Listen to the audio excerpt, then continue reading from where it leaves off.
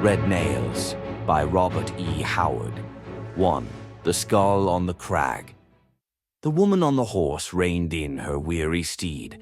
It stood with its legs wide braced, its head drooping, as if it found even the weight of the gold-tasseled, red leather bridle too heavy. The woman drew a booted foot out of the silver stirrup and swung down from the gilt-worked saddle. She made the reins fast to the fork of a sapling and turned about, hands on her hips, to survey her surroundings. They were not inviting. Giant trees hemmed in the small pool where her horse had just drunk. Clumps of undergrowth limited the vision that quested under the somber twilight of the lofty arches formed by intertwining branches. The woman shivered with a twitch of her magnificent shoulders, and then cursed. She was tall, full-bosomed and large-limbed, with compact shoulders. Her whole figure reflected an unusual strength, without detracting from the femininity of her appearance. She was all woman, in spite of her bearing and her garments. The latter were incongruous in view of her present environs. Instead of a skirt, she wore short, wide-legged silk breeches, which ceased a hand's breadth short of her knees, and were upheld by a wide silken sash worn as a girdle. Flaring-topped boots of soft leather came almost to her knees, and a low-necked, wide-collared, wide-sleeved silk shirt completed her costume. On one shapely hip she wore a straight double-edged sword, and on the other a long dirk. Her unruly golden hair, cut square at her shoulders, was confined by a band of crimson satin. Against the background of somber, primitive forest, she posed with an unconscious picturesqueness, bizarre and out of place. She should have been posed against a background of sea clouds, painted masts, and wheeling gulls. There was the color of the sea in her wide eyes, and that was as it should have been, because this was Valeria of the Red Brotherhood, whose deeds are celebrated in song and ballad wherever seafarers gather. She strove to pierce the sullen green roof of the arched branches and see the sky which presumably lay about it, but presently gave it up with a muttered oath. Leaving her horse tied, she strode off toward the east, glancing back toward the pool from time to time in order to fix her route in her mind. The silence of the forest depressed her. No birds sang in the lofty boughs, nor did any rustling in the bushes indicate the presence of any small animals. For leagues she had traveled in a realm of brooding stillness, broken only by the sounds of her own flight. She had slaked her thirst at the pool, but she felt the gnawings of hunger and began looking about for some of the fruit on which she had sustained herself, since exhausting the food she had brought in her saddlebags. Ahead of her, presently, she saw an outcropping of dark, flint-like rock that sloped upward into what looked like a rugged crag rising among the trees. Its summit was lost to view amidst a cloud of encircling leaves. Perhaps its peak rose above the treetops, and from it she could see what lay beyond, if indeed anything lay beyond but more of this apparently illimitable forest through which she had ridden for so many days. A narrow ridge formed a natural ramp that led up the steep face of the crag. After she had ascended some 50 feet, she came to the belt of leaves that surrounded the rock. The trunks of the trees did not crowd close to the crag, but the ends of their lower branches extended about it, veiling it with their foliage. She groped on in leafy obscurity, not able to see either above or below her, but presently she glimpsed blue sky, and a moment later came out in the clear, hot sunlight and saw the forest roof stretching away under her feet. She was standing on a broad shelf which was about even with the treetops, and from it rose a spire-like jut that was the ultimate peak of the crag she had climbed. But something else caught her attention at the moment. Her foot had struck something in the litter of blown dead leaves which carpeted the shelf. She kicked them aside and looked down on the skeleton of a man. She ran an experienced eye over the bleached frame, but saw no broken bones nor any sign of violence. The man must have died a natural death, though why he should have climbed a tall crag to die she could not imagine. She scrambled up to the summit of the spire and looked toward the horizons. The forest roof, which looked like a floor from her vantage point, was just as impenetrable as from below. She could not even see the pool by which she had left her horse. She glanced northward in the direction from which she had come. She saw only the rolling green ocean stretching away and away, with only a vague blue line in the distance to hint of the hill range she had crossed days before to plunge into this leafy waste. West and east the view was the same, though the blue hill line was lacking in those directions. But when she turned her eyes southward, she stiffened and caught her breath. A mile away in that direction, the forest thinned out and ceased abruptly, giving way to a cactus-dotted plain. And in the midst of that plain rose the walls and towers of a city. Valeria swore in amazement. This passed belief. She would not have been surprised to sight human habitations of another sort, the beehive-shaped huts of the black people, or the cliff dwellings of the mysterious brown race, which legends declared inhabited some country of this unexplored region. But it was a startling experience to come upon a walled city here so many long weeks' march from the nearest outposts of any sort of civilization. Her hands tiring from clinging to the spire-like pinnacle, she let herself down on the shelf, frowning in indecision. She had come far from the camp of the mercenaries by the border town of Sukhmet, amidst the level grasslands where desperate adventurers of many races guard the Stygian frontier against the raids that come up like a red wave from Darfar. Her flight had been blind into a country of which she was wholly ignorant, and now she wavered between an urge to ride directly to that city in the plain, and the instinct of caution which prompted her to skirt it widely and continue her solitary flight. Her thoughts were scattered by the rustling of the leaves below her. She wheeled cat-like, snatched at her sword, and then she froze motionless, staring wide-eyed at the man before her. Folks, he was almost a giant in stature, muscles rippling smoothly under his skin which the sun had burned brown. His garb was similar to hers, except that he wore a broad leather belt instead of a girdle. Broadsword and poniard hung from this belt. "Conan, the Cimmerian," ejaculated the woman. "What are you doing on my trail?" He grinned hardly, and his fierce blue eyes burned with a light any woman could understand as they ran over her magnificent figure, lingering on the swell of her splendid breasts beneath the light shirt, and the clear white flesh displayed between breeches and boot tops. "Don't you know?" he laughed. "Haven't I made my admiration for you plain ever since I first saw you?" "A stallion could have made it no plainer," she answered disdainfully. "But I never expected to encounter you so far from the ale barrels and meat pots of Sukhmet. Did you really follow me from Zarallo's camp, or were you whipped forth for a rogue?" He laughed at her insolence and flexed his mighty biceps. "You know Zarallo didn't have enough knaves to whip me out of camp," he grinned. "Course I followed you. Lucky thing for you too, wench. When you knifed that Stygian officer, you forfeited Zarallo's favor and protection, and you outlawed yourself with the Stygians." "I know it," she replied sullenly. "But what else could I do? You know what my provocation was." "Sure," he agreed. "If I'd been there, I'd have knifed him myself. But if a woman must live in the war camps of men, she can expect such things." Valeria stamped her booted foot and swore. "Why won't men let me live a man's life? That's obvious." Again his eager eyes devoured her. "But you were wise to run away. The Stygians would have had you skinned. That officer's brother followed you. Faster than you thought, I don't doubt. He wasn't far behind you when I caught up with him. His horse was better than yours.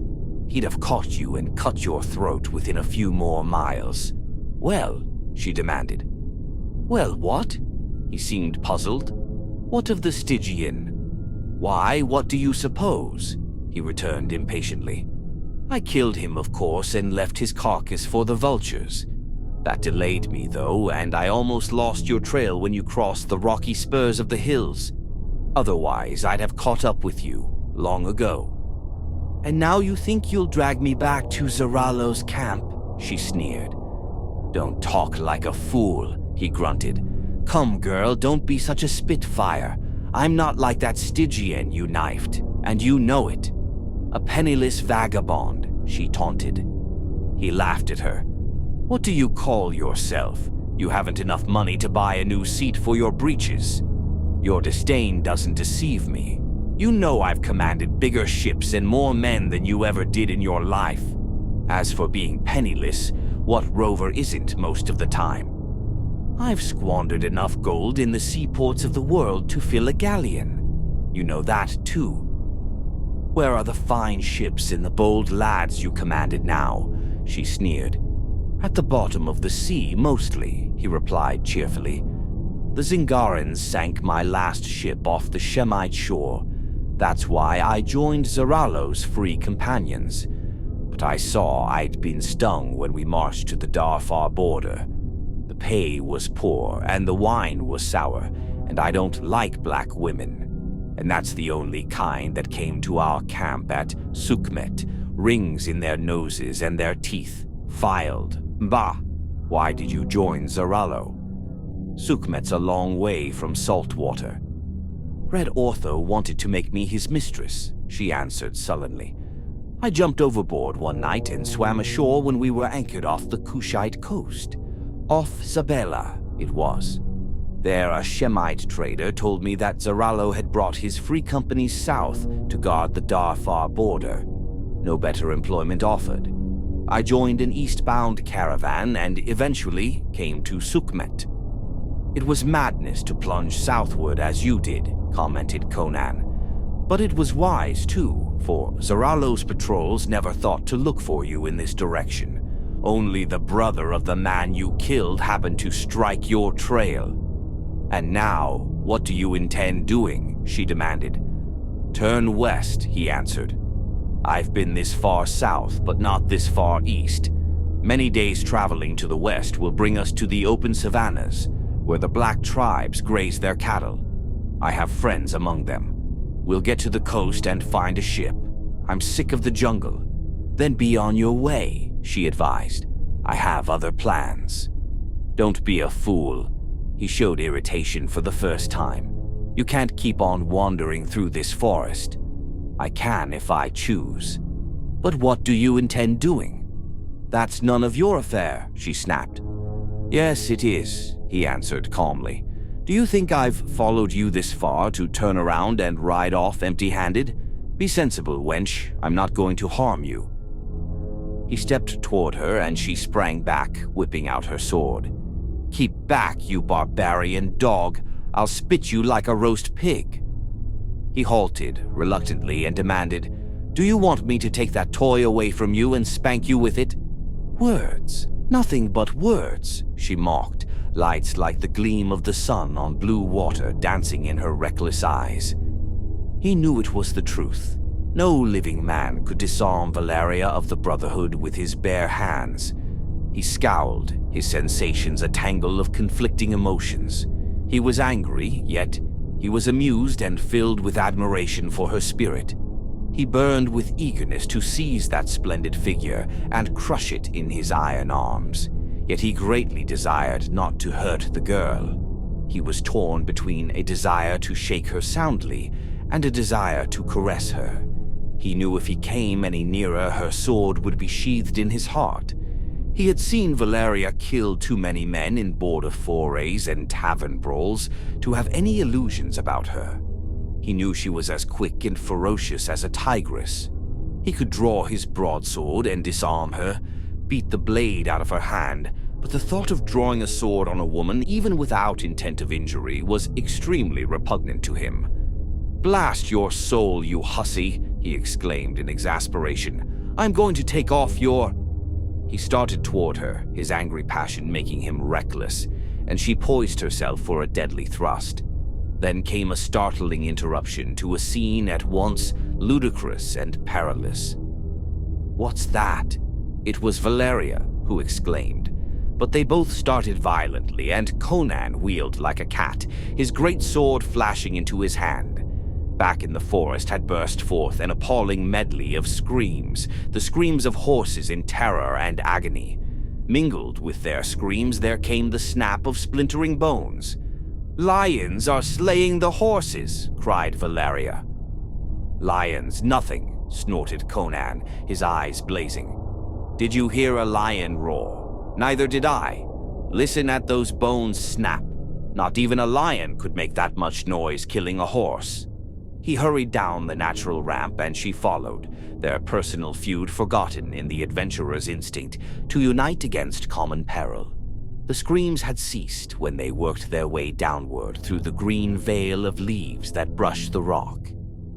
"I found your horse tied by the pool back there," he muttered, treading so noiselessly that she no longer wondered how he had surprised her on the crag. "I tied mine beside it and followed the tracks of your boots.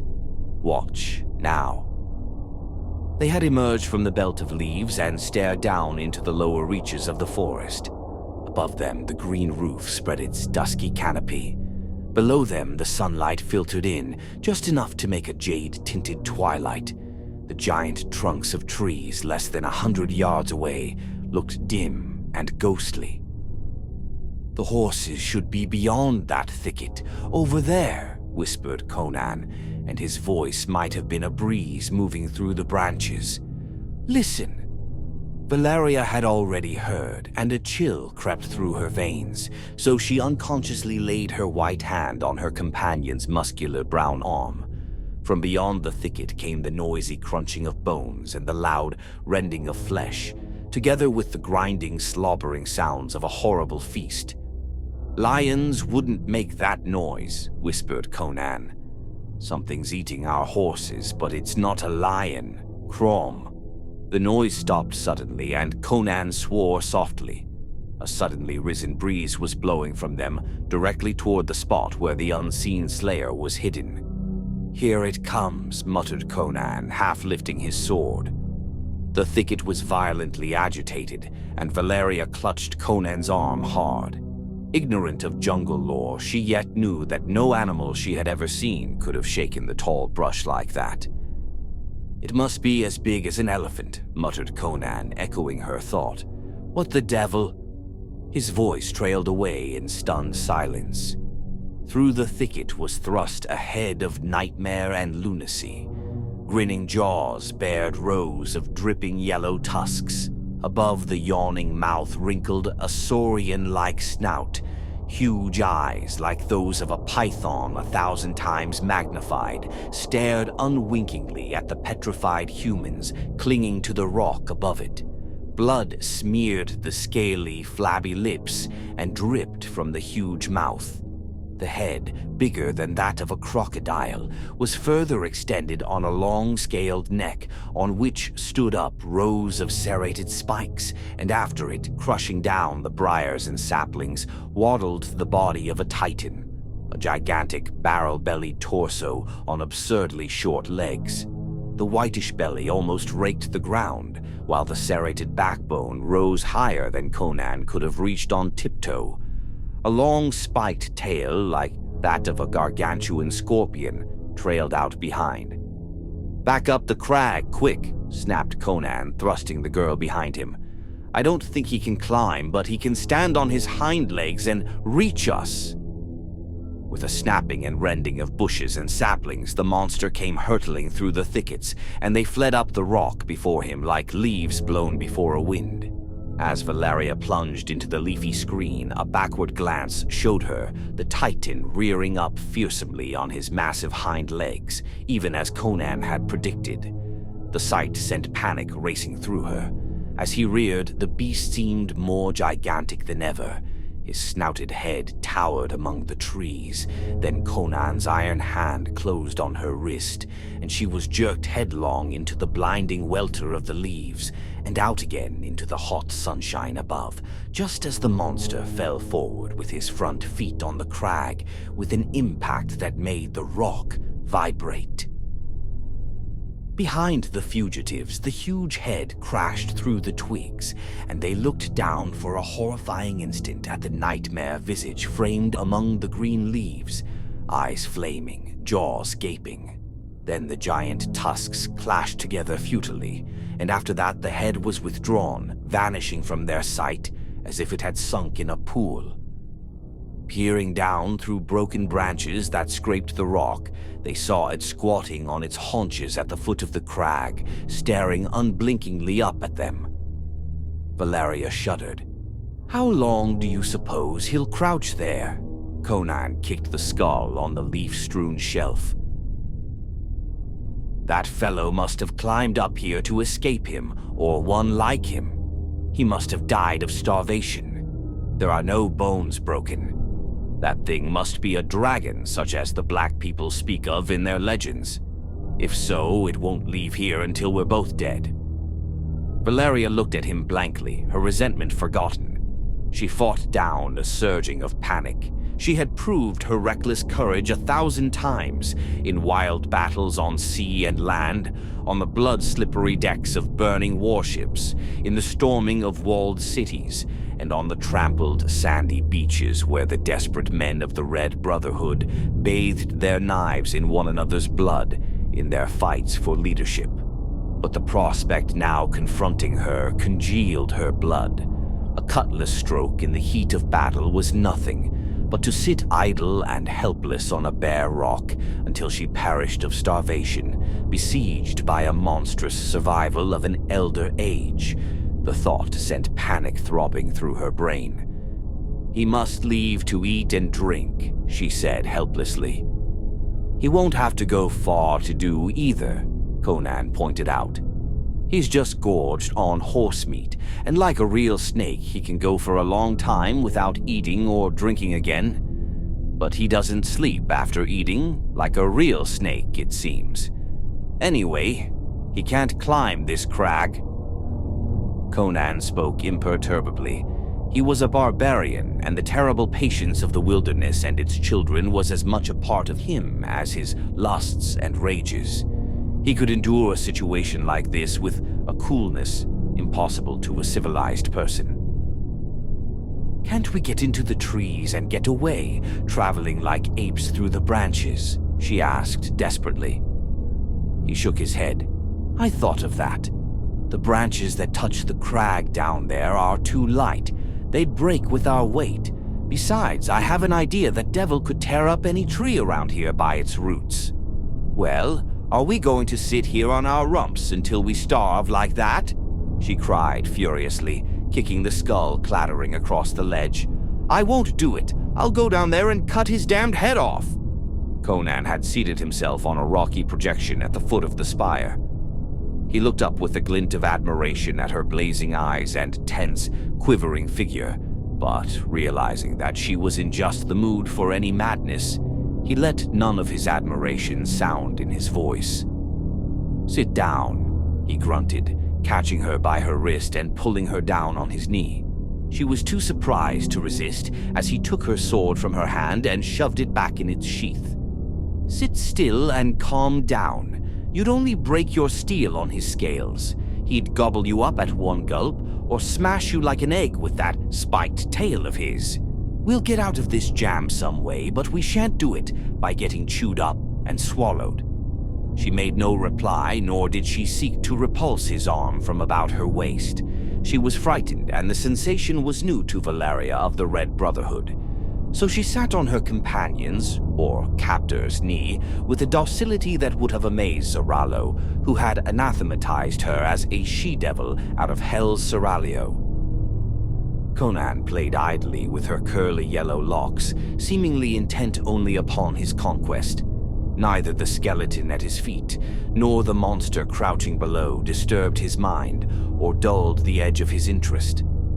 The girl's restless eyes, roving the leaves below them, discovered splashes of color among the green.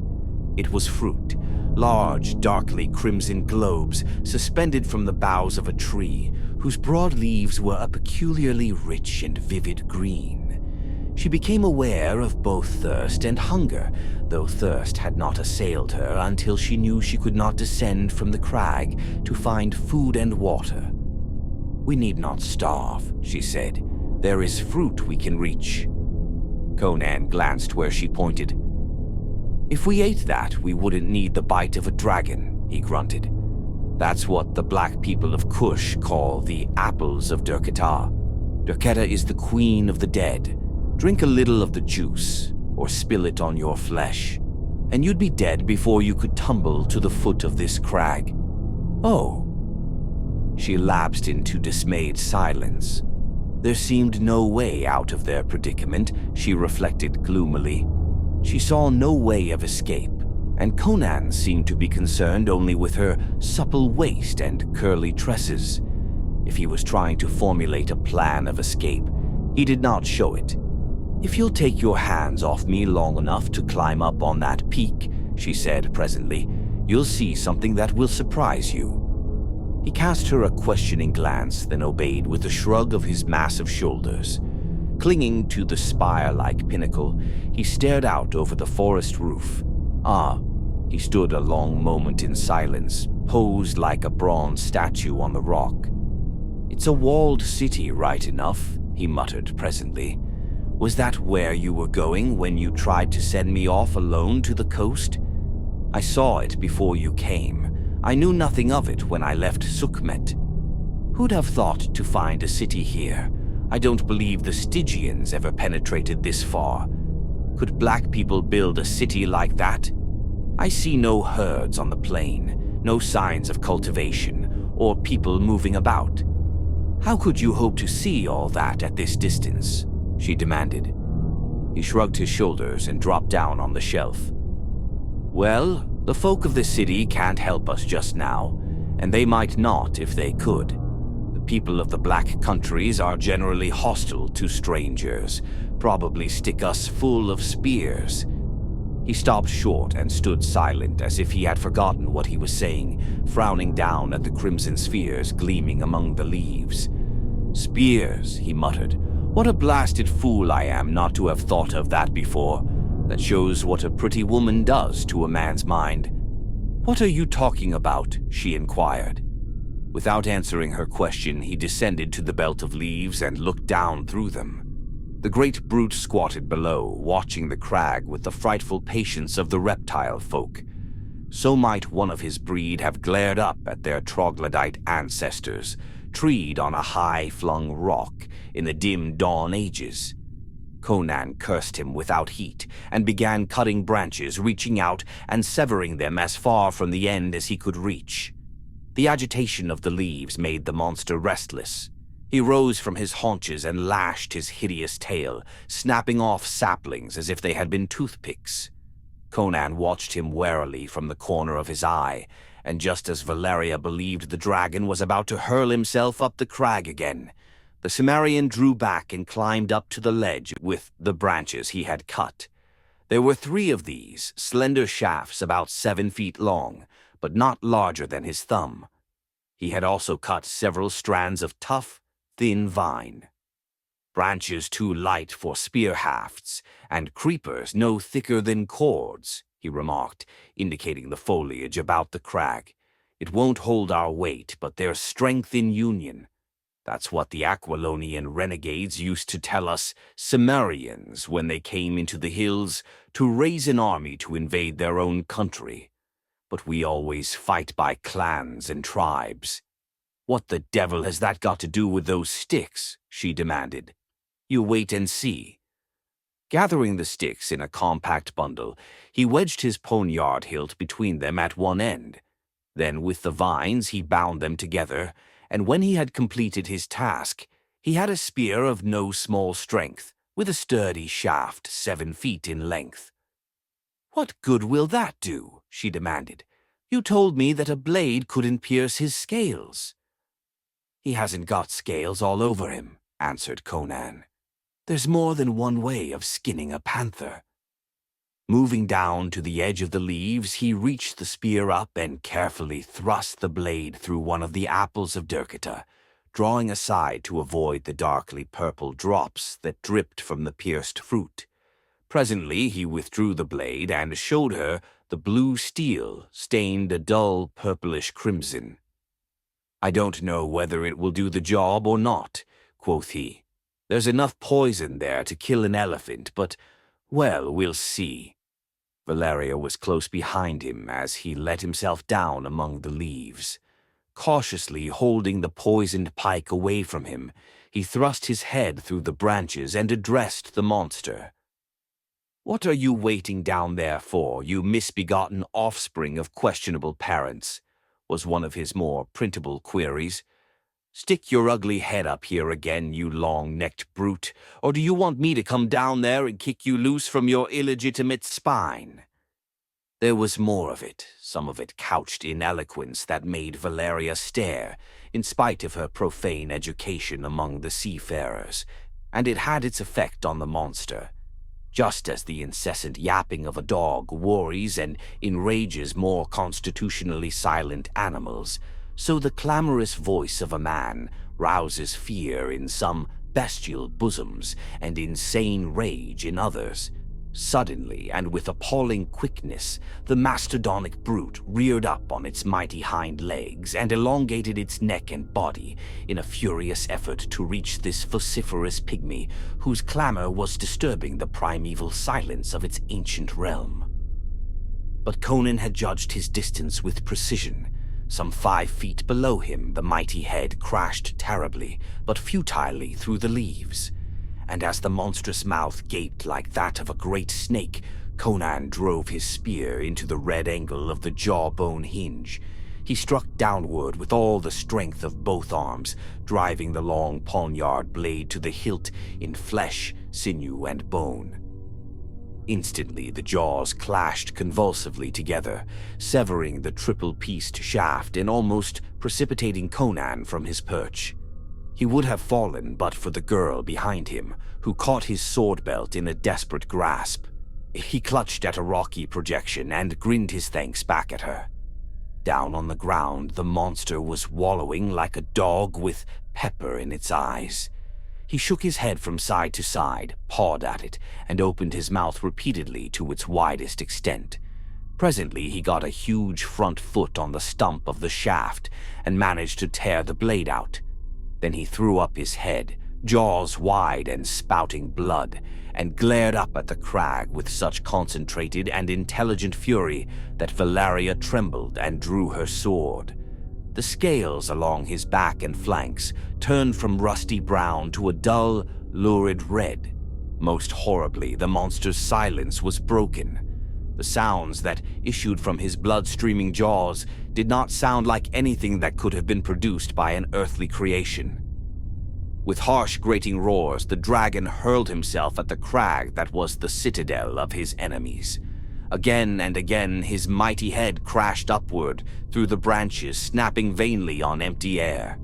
He hurled his full, ponderous weight against the rock until it vibrated from base to crest.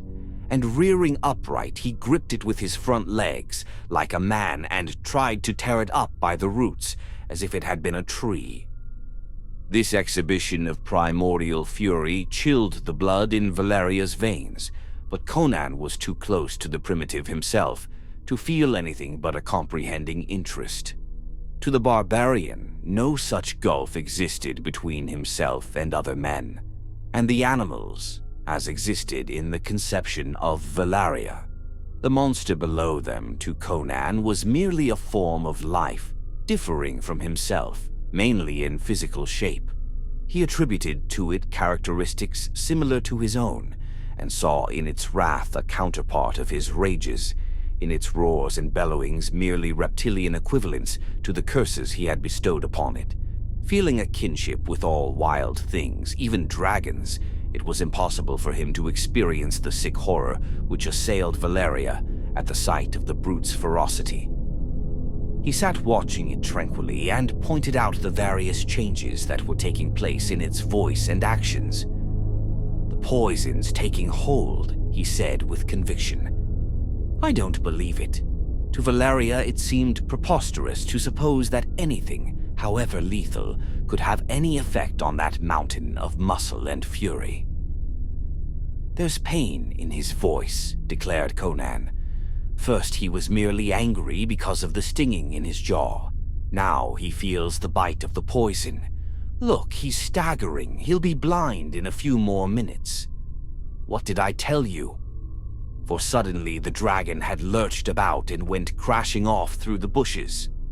"Is he running away?" inquired Valeria uneasily. "He's making for the pool." Conan sprang up, galvanized into swift activity. "The poison makes him thirsty. Come on, he'll be blind in a few moments, but he can smell his way back to the foot of the crag, and if our scent's here still, he'll sit there until he dies. And others of his kind may come at his cries." "Let's go." "Down there?" Valeria was aghast. "Sure, we'll make for the city. They may cut our heads off there, but it's our only chance. We may run into 1,000 more dragons on the way, but it's sure death to stay here. If we wait until he dies, we may have a dozen more to deal with. After me in a hurry." He went down the ramp as swiftly as an ape, pausing only to aid his less agile companion, who, until she saw the Cimmerian climb, had fancied herself the equal of any man in the rigging of a ship or on the sheer face of a cliff. They descended into the gloom below the branches and slid to the ground silently, though Valeria felt as if the pounding of her heart must surely be heard from far away. A noisy gurgling and lapping beyond the dense thicket indicated that the dragon was drinking at the pool. "As soon as his belly is full, he'll be back," muttered Conan. "It may take hours for the poison to kill him, if it does at all." Somewhere beyond the forest, the sun was sinking to the horizon. The forest was a misty twilight place of black shadows and dim vistas. Conan gripped Valeria's wrist and glided away from the foot of the crag. He made less noise than a breeze blowing among the tree trunks, but Valeria felt as if her soft boots were betraying their flight to all the forest. "I don't think he can follow a trail," muttered Conan. "But if a wind blew our body scent to him, he could smell us out." "Mitra grant that the wind blow not," Valeria breathed. Her face was a pallid oval in the gloom. She gripped her sword in her free hand, but the feel of the shagreen-bound hilt inspired only a feeling of helplessness in her. They were still some distance from the edge of the forest when they heard a snapping and crashing behind them. Valeria bit her lip to check a cry. "He's on our trail," she whispered fiercely. Conan shook his head. "He didn't smell us at the rock, and he's blundering about through the forest, trying to pick up our scent. Come on, it's the city or nothing now. He could tear down any tree we'd climb. If only the wind stays down." They stole on until the trees began to thin out ahead of them. Behind them, the forest was a black, impenetrable ocean of shadows. The ominous crackling still sounded behind them as the dragon blundered in his erratic course. "There's the plain ahead," breathed Valeria. "A little more and we'll—" "Crom," swore Conan. "Mitra," whispered Valeria. Out of the south a wind had sprung up. It blew over them directly into the black forest behind them. Instantly, a horrible roar shook the woods. The aimless snapping and crackling of the bushes changed to a sustained crashing as the dragon came like a hurricane straight toward the spot from which the scent of his enemies was wafted. "Run!" snarled Conan, his eyes blazing like those of a trapped wolf. "It's all we can do. Sailors' boots are not made for sprinting, and the life of a pirate does not train one for a runner." Within 100 yards, Valeria was panting and reeling in her gait, and behind them the crashing gave way to a rolling thunder as the monster broke out of the thickets and into the more open ground. Conan's iron arm about the woman's waist half lifted her.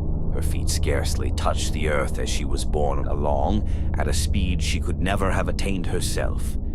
If he could keep out of the beast's way for a bit, perhaps that betraying wind would shift, But the wind held, and a quick glance over his shoulder showed Conan that the monster was almost upon them, coming like a war galley in front of a hurricane.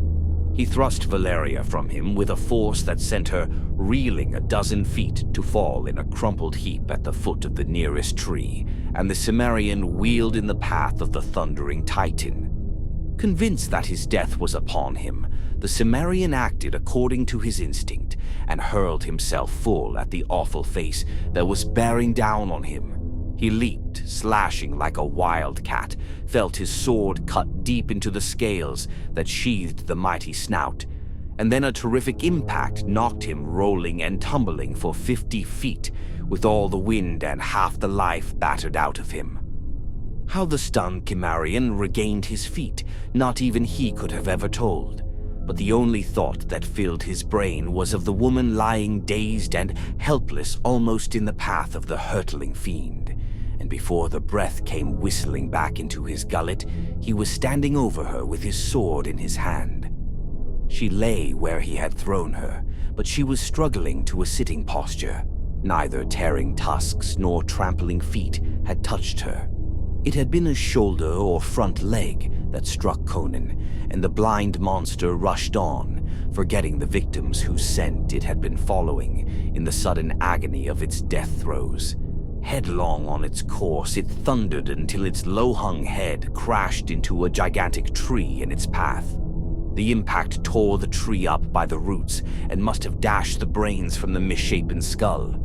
Tree and monster fell together, and the dazed humans saw the branches and leaves, shaken by the convulsions of the creature they covered, and then grow quiet. Conan lifted Valeria to her feet, and together they started away at a reeling run. A few moments later, they emerged into the still twilight of the treeless plain. Conan paused an instant and glanced back at the ebon fastness behind them. Not a leaf stirred, nor a bird chirped. It stood as silent as it must have stood before man was created.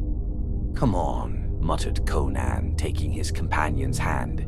"It's touch and go now. If more dragons come out of the woods after us..." He did not have to finish the sentence. The city looked very far away across the plain, farther than it had looked from the crag. Valeria's heart hammered until she felt as if it would strangle her. At every step she expected to hear the crashing of the bushes and see another colossal nightmare bearing down upon them. But nothing disturbed the silence of the thickets. With the first mile between them and the woods, Valeria breathed more easily.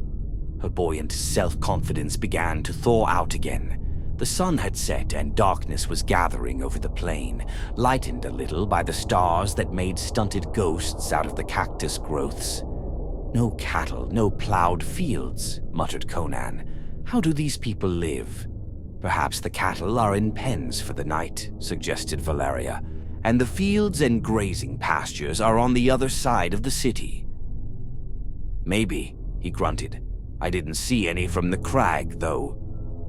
The moon came up behind the city, etching walls and towers blackly in the yellow glow. Valeria shivered. Black against the moon, the strange city had a somber, sinister look. Perhaps something of the same feeling occurred to Conan, for he stopped, glanced about him, and grunted. "We stop here. No use coming to their gates in the night. They probably wouldn't let us in. Besides, we need rest, and we don't know how they'll receive us. A few hours' sleep will put us in better shape to fight or run." He led the way to a bed of cactus which grew in a circle, a phenomenon common to the southern desert. With his sword, he chopped an opening and motioned Valeria to enter. "We'll be safe from snakes here, anyhow." She glanced fearfully back toward the black line that indicated the forest some 6 miles away. "Suppose a dragon comes out of the woods." "We'll keep watch," he answered, though he made no suggestion as to what they would do in such an event. He was staring at the city a few miles away. Not a light shone from spire or tower. A great black mass of mystery, it reared cryptically against the moonlit sky. "Lie down and sleep. I'll keep the first watch." She hesitated, glancing at him uncertainly, but he sat down cross-legged in the opening, facing toward the plain, his sword across his knees, his back to her. Without further comment, she lay down on the sand inside the spiky circle. "Wake me when the moon is at its zenith," she directed. He did not reply nor look toward her. Her last impression as she sank into slumber was of his muscular figure, immobile as a statue hewn out of bronze, outlined against the low-hanging stars. 2. By the blaze of the fire jewels. Valeria awoke with a start to the realization that a gray dawn was stealing over the plain. She sat up, rubbing her eyes. Conan squatted beside the cactus, cutting off the thick pears and dexterously twitching out the spikes. "You didn't awake me," she accused. "You let me sleep all night." "You were tired," he answered. "Your posterior must have been sore too after that long ride. You pirates aren't used to horseback." "What about yourself?" she retorted. "I was a Kozak before I was a pirate," he answered. "They live in the saddle. I snatch naps like a panther watching beside the trail for a deer to come by. My ears keep watch while my eyes sleep." And indeed, the giant barbarian seemed as much refreshed as if he had slept the whole night on a golden bed. Having removed the thorns and peeled off the tough skin, he handed the girl a thick, juicy cactus leaf. "Skin your teeth in that pear. It's food and drink to a desert man. I was a chief of the Zuagirs once, desert men who live by plundering the caravans." "Is there anything you haven't been?" inquired the girl, half in derision and half in fascination. "I've never been king of an Hyborian kingdom," he grinned, taking an enormous mouthful of cactus. "But I've dreamed of being even that. I may be too someday. Why shouldn't I?" She shook her head in wonder at his calm audacity and fell to devouring her pear. She found it not unpleasing to the palate and full of cool and thirst-satisfying juice. Finishing his meal, Conan wiped his hands in the sand, rose, ran his fingers through his thick black mane, hitched at his sword belt, and said, "Well, let's go. If the people in that city are going to cut our throats, they may as well do it now, before the heat of the day begins." His grim humor was unconscious, but Valeria reflected that it might be prophetic. She too hitched her sword belt as she rose. Her terrors of the night were past. The roaring dragons of the distant forest were like a dim dream. There was a swagger in her stride as she moved off beside the Cimmerian.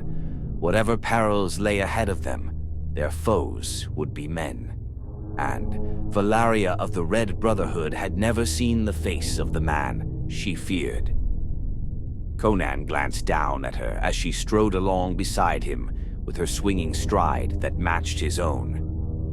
"You walk more like a hillman than a sailor," he said.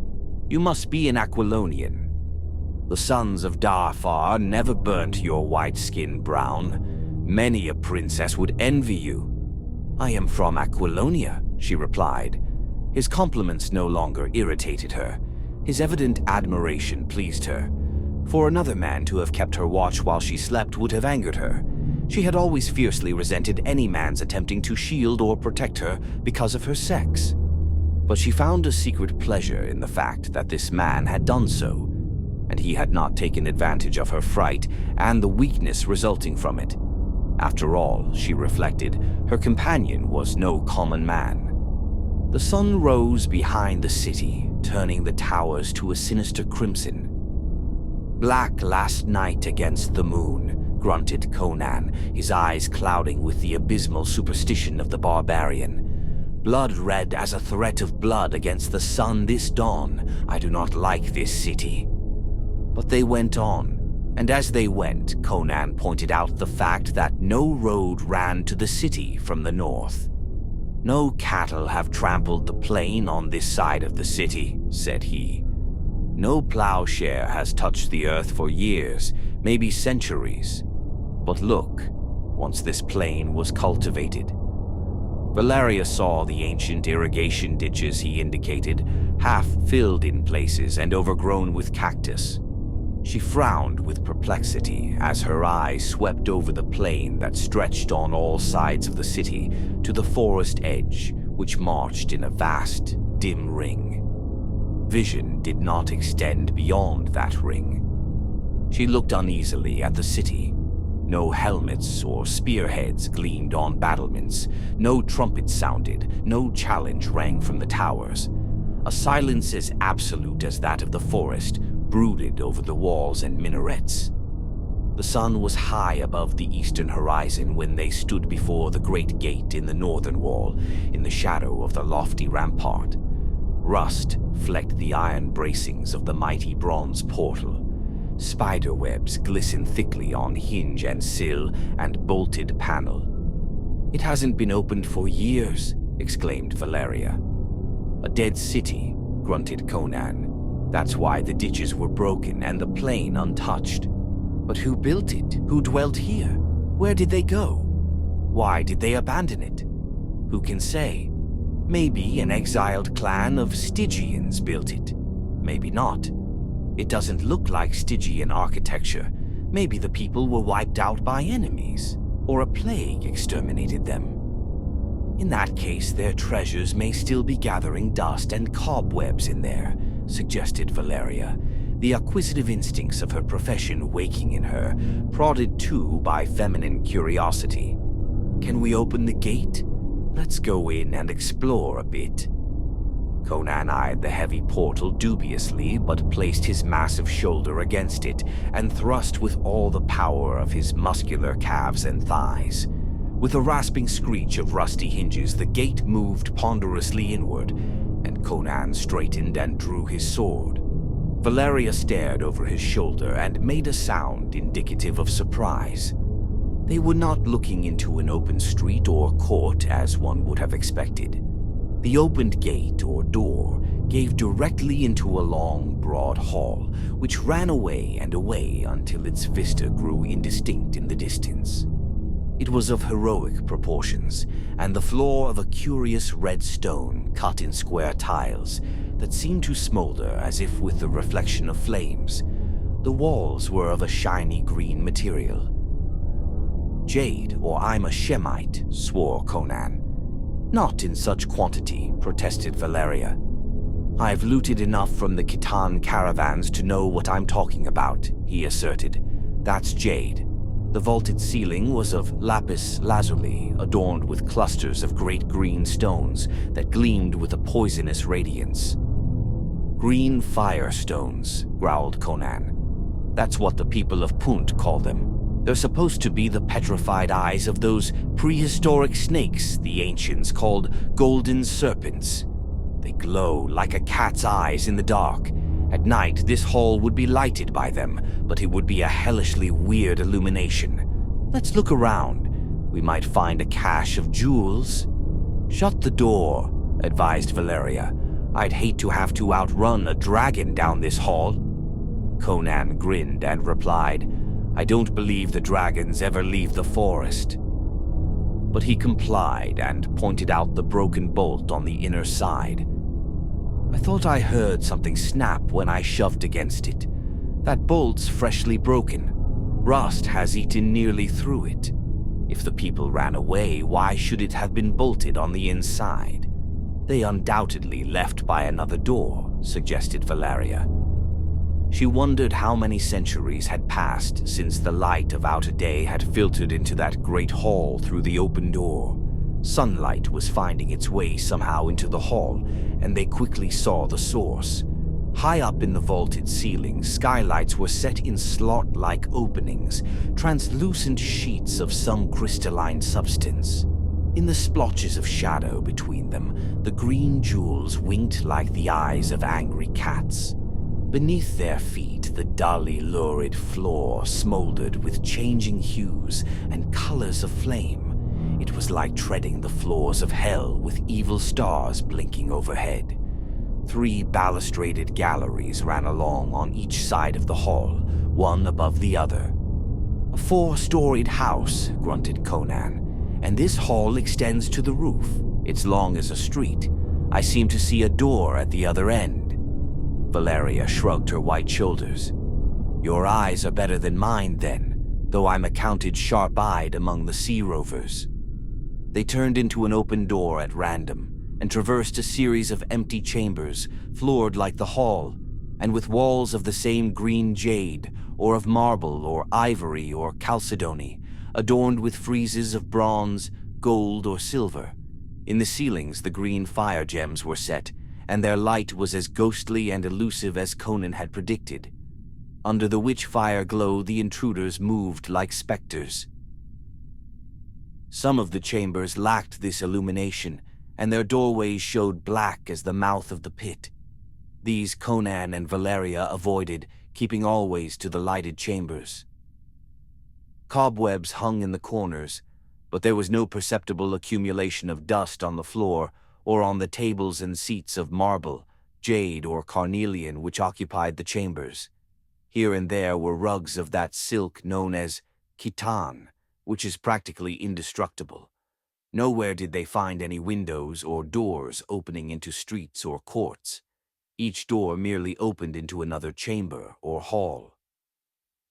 "Why don't we come to a street?" grumbled Valeria. "This place, or whatever we're in, must be as big as the king of Turan's seraglio." "They must not have perished of plague," said Conan, meditating upon the mystery of the empty city. "Otherwise we'd find skeletons. Maybe it became haunted, and everybody got up and left. Maybe hell," broke in Valeria rudely. "We'll never know. Look at these friezes. They portray men. What race do they belong to?" Conan scanned them and shook his head. "I never saw people exactly like them. But there's the smack of the East about them. Vendya, maybe, or Kosala." "Were you a king in Kosala?" she asked, masking her keen curiosity with derision. "No, but I was a war chief of the Afghulis, who live in the Himalayan mountains above the borders of Vendya. These people favor the Kosalans. But why should Kosalans be building a city this far to west?" The figures portrayed were those of slender, olive-skinned men and women with finely chiseled, exotic features. They wore filmy robes and many delicate jeweled ornaments, and were depicted mostly in attitudes of feasting, dancing, or lovemaking. "Easterners, all right," grunted Conan, "but from where I don't know. They must have lived a disgustingly peaceful life, though, or they'd have scenes of wars and fights. Let's go up that stair." It was an ivory spiral that wound up from the chamber in which they were standing. They mounted 3 flights and came into a broad chamber on the 4th floor, which seemed to be the highest tier in the building. Skylights in the ceiling illuminated the room, in which light the fire gems winked pallidly. Glancing through the doors, they saw, except on one side, a series of similarly lighted chambers. This other door opened upon a balustraded gallery that overhung a hall much smaller than the one they had recently explored on the lower floor. "Hell!" Valeria sat down disgustedly on a jade bench. "The people who deserted this city must have taken all their treasures with them. I'm tired of wandering through these bare rooms at random." "All these upper chambers seem to be lighted," said Conan. "I wish we could find a window that overlooked the city. Let's have a look through that door over there." "You have a look," advised Valeria. "I'm going to sit here and rest my feet." Conan disappeared through the door opposite that one opening upon the gallery, and Valeria leaned back with her hands clasped behind her head and thrust her booted legs out in front of her. These silent rooms and halls, with their gleaming green clusters of ornaments and burning crimson floors, were beginning to depress her. She wished they could find their way out of the maze into which they had wandered and emerge into a street. She wondered idly what furtive, dark feet had glided over those flaming floors in past centuries, how many deeds of cruelty and mystery those winking ceiling gems had blazed down upon. It was a faint noise that brought her out of her reflections. She was on her feet with her sword in her hand before she realized what had disturbed her. Conan had not returned, and she knew it was not he that she had heard. The sound had come from somewhere beyond the door that opened onto the gallery. Soundlessly, in her soft leather boots, she glided through it, crept across the balcony, and peered down between the heavy balustrades. A man was stealing along the hall. The sight of a human being in this supposedly deserted city was a startling shock. Crouching down behind the stone balusters, with every nerve tingling, Valeria glared down at the stealthy figure. The man in no way resembled the figures depicted on the friezes. He was slightly above middle height, very dark, though not negroid. He was naked but for a scanty silk clout that only partly covered his muscular hips, and a leather girdle, a hand's breadth broad, about his lean waist. His long black hair hung in lank strands about his shoulders, giving him a wild appearance. He was gaunt, but knots and cords of muscle stood out on his arms and legs, without that fleshy padding that presents a pleasing symmetry of contour. He was built with an economy that was almost repellent. Yet it was not so much his physical appearance as his attitude that impressed the woman who watched him. He slunk along, stooped in a semi-crouch, his head turning from side to side. He grasped a wide-tipped blade in his right hand, and she saw it shake with the intensity of the emotion that gripped him. He was afraid, trembling in the grip of some dire terror.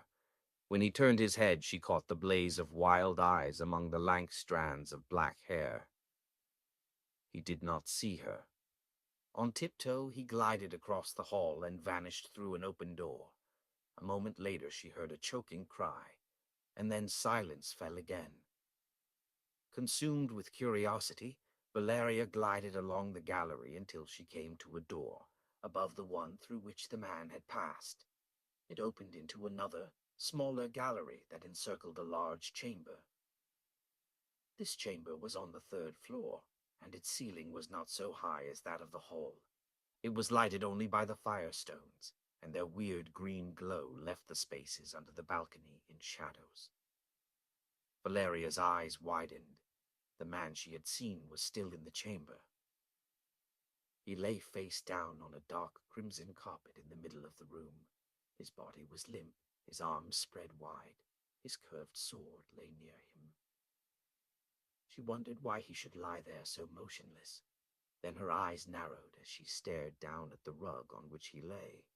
Beneath and about him the fabric showed a slightly different color, a deeper, brighter crimson. Shivering slightly, she crouched down closer behind the balustrade, intently scanning the shadows under the overhanging gallery. They gave up no secret. Suddenly, another figure entered the grim drama. He was a man similar to the first, and he came in by a door opposite that which gave upon the hall. His eyes glared at the sight of the man on the floor, and he spoke something in a staccato voice that sounded like, "Chickmec." The other did not move. The man stepped quickly across the floor, bent, gripped the fallen man's shoulder, and turned him over. A choking cry escaped him as the head fell back limply, disclosing a throat that had been severed from ear to ear. The man let the corpse fall back upon the blood-stained carpet and sprang to his feet, shaking like a wind-blown leaf. His face was an ashy mask of fear, but with one knee flexed for flight, he froze suddenly, became as immobile as an image, staring across the chamber with dilated eyes. In the shadows beneath the balcony, a ghostly light began to glow and grow, a light that was not part of the firestone gleam. Valeria felt her hair stir as she watched it, for, dimly visible in the throbbing radiance, there floated a human skull, and it was from this skull, human yet appallingly misshapen, that the spectral light seemed to emanate. It hung there like a disembodied head, conjured out of night and the shadows, growing more and more distinct, human, and yet not human as she knew humanity. The man stood motionless, an embodiment of paralyzed horror, staring fixedly at the apparition.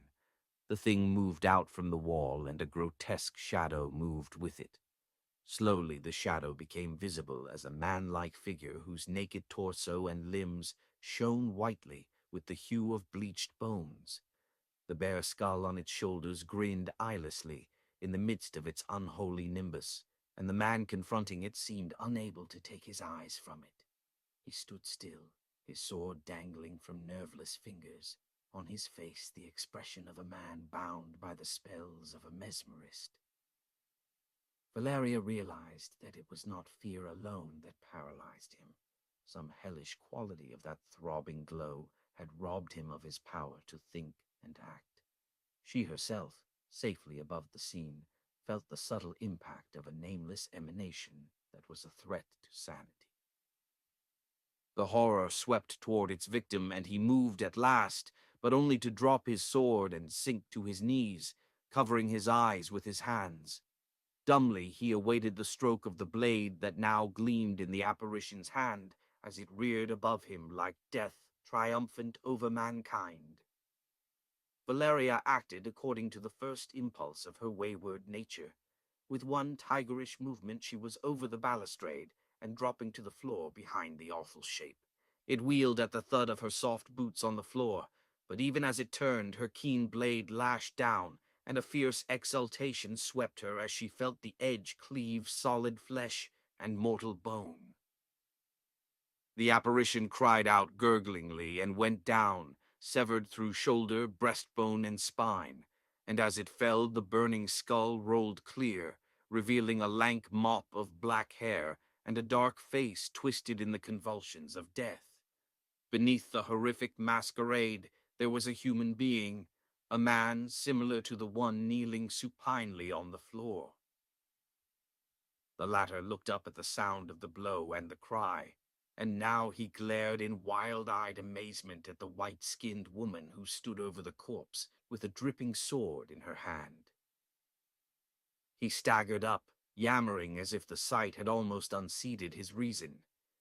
She was amazed to realize that she understood him. He was gibbering in the Stygian tongue, though in a dialect unfamiliar to her. "Who are you? Whence come you? What do you in Suchotl?"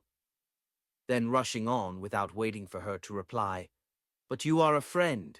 Goddess or devil, it makes no difference. You have slain the burning skull.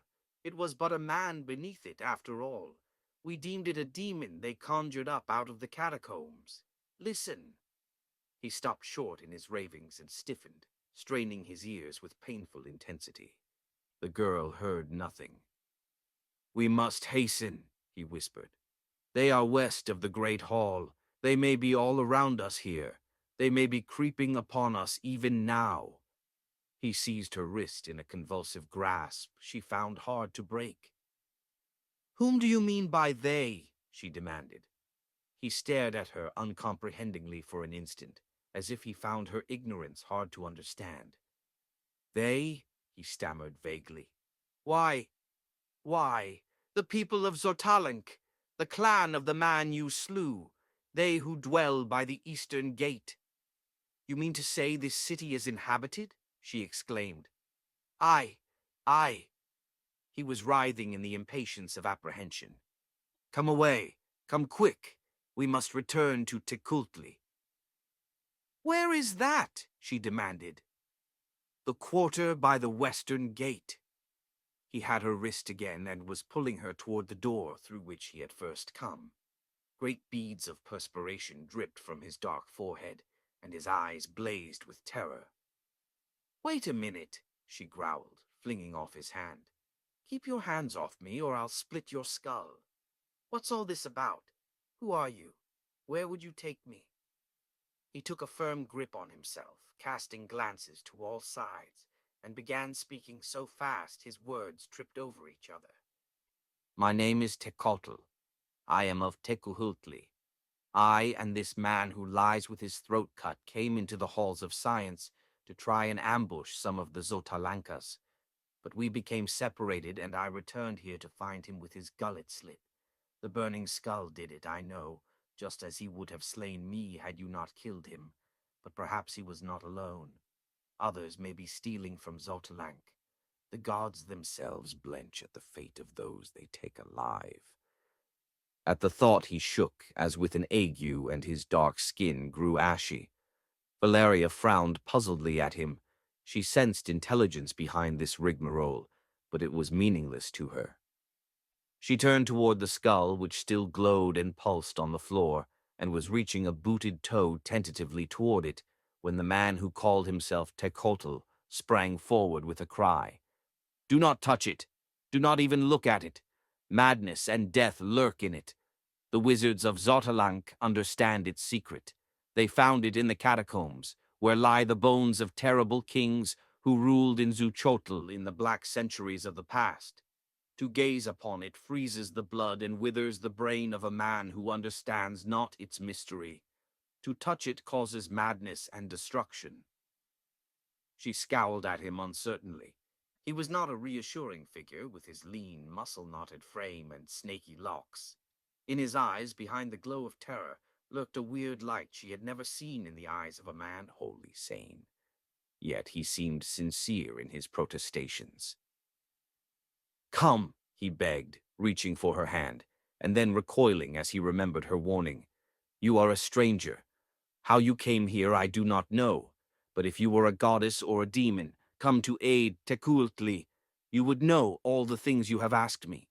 You must be from beyond the great forest, whence our ancestors came. But you are our friend, or you would not have slain my enemy. Come quickly, before the Xotalankas find us and slay us." From his repellent, impassioned face, she glanced to the sinister skull, smoldering and glowing on the floor near the dead man. It was like a skull seen in a dream, undeniably human, yet with disturbing distortions and malformations of contour and outline. In life, the wearer of that skull must have presented an alien and monstrous aspect. Life? It seemed to possess some sort of life of its own. Its jaws yawned at her and snapped together. Its radiance grew brighter, more vivid, yet the impression of nightmare grew too. It was a dream. All life was a dream. It was Tecottl's urgent voice which snapped Valeria back from the dim gulfs whither she was drifting. "Do not look at the skull! Do not look at the skull!" It was a far cry from across unreckoned voids. Valeria shook herself like a lion shaking his mane. Her vision cleared. Tecottl was chattering. "In life it housed the awful brain of a king of magicians. It holds still the life and fire of magic drawn from outer spaces." With a curse, Valeria leaped, lithe as a panther, and the skull crashed to flaming bits under her swinging sword. Somewhere in the room, or in the void, or in the dim reaches of her consciousness, an inhuman voice cried out in pain and rage. Techottl's hand was plucking at her arm, and he was gibbering. "You have broken it! You have destroyed it! Not all the black arts of Xotalanc can rebuild it! Come away! Come away quickly, now!" "But I can't go," she protested. "I have a friend somewhere nearby."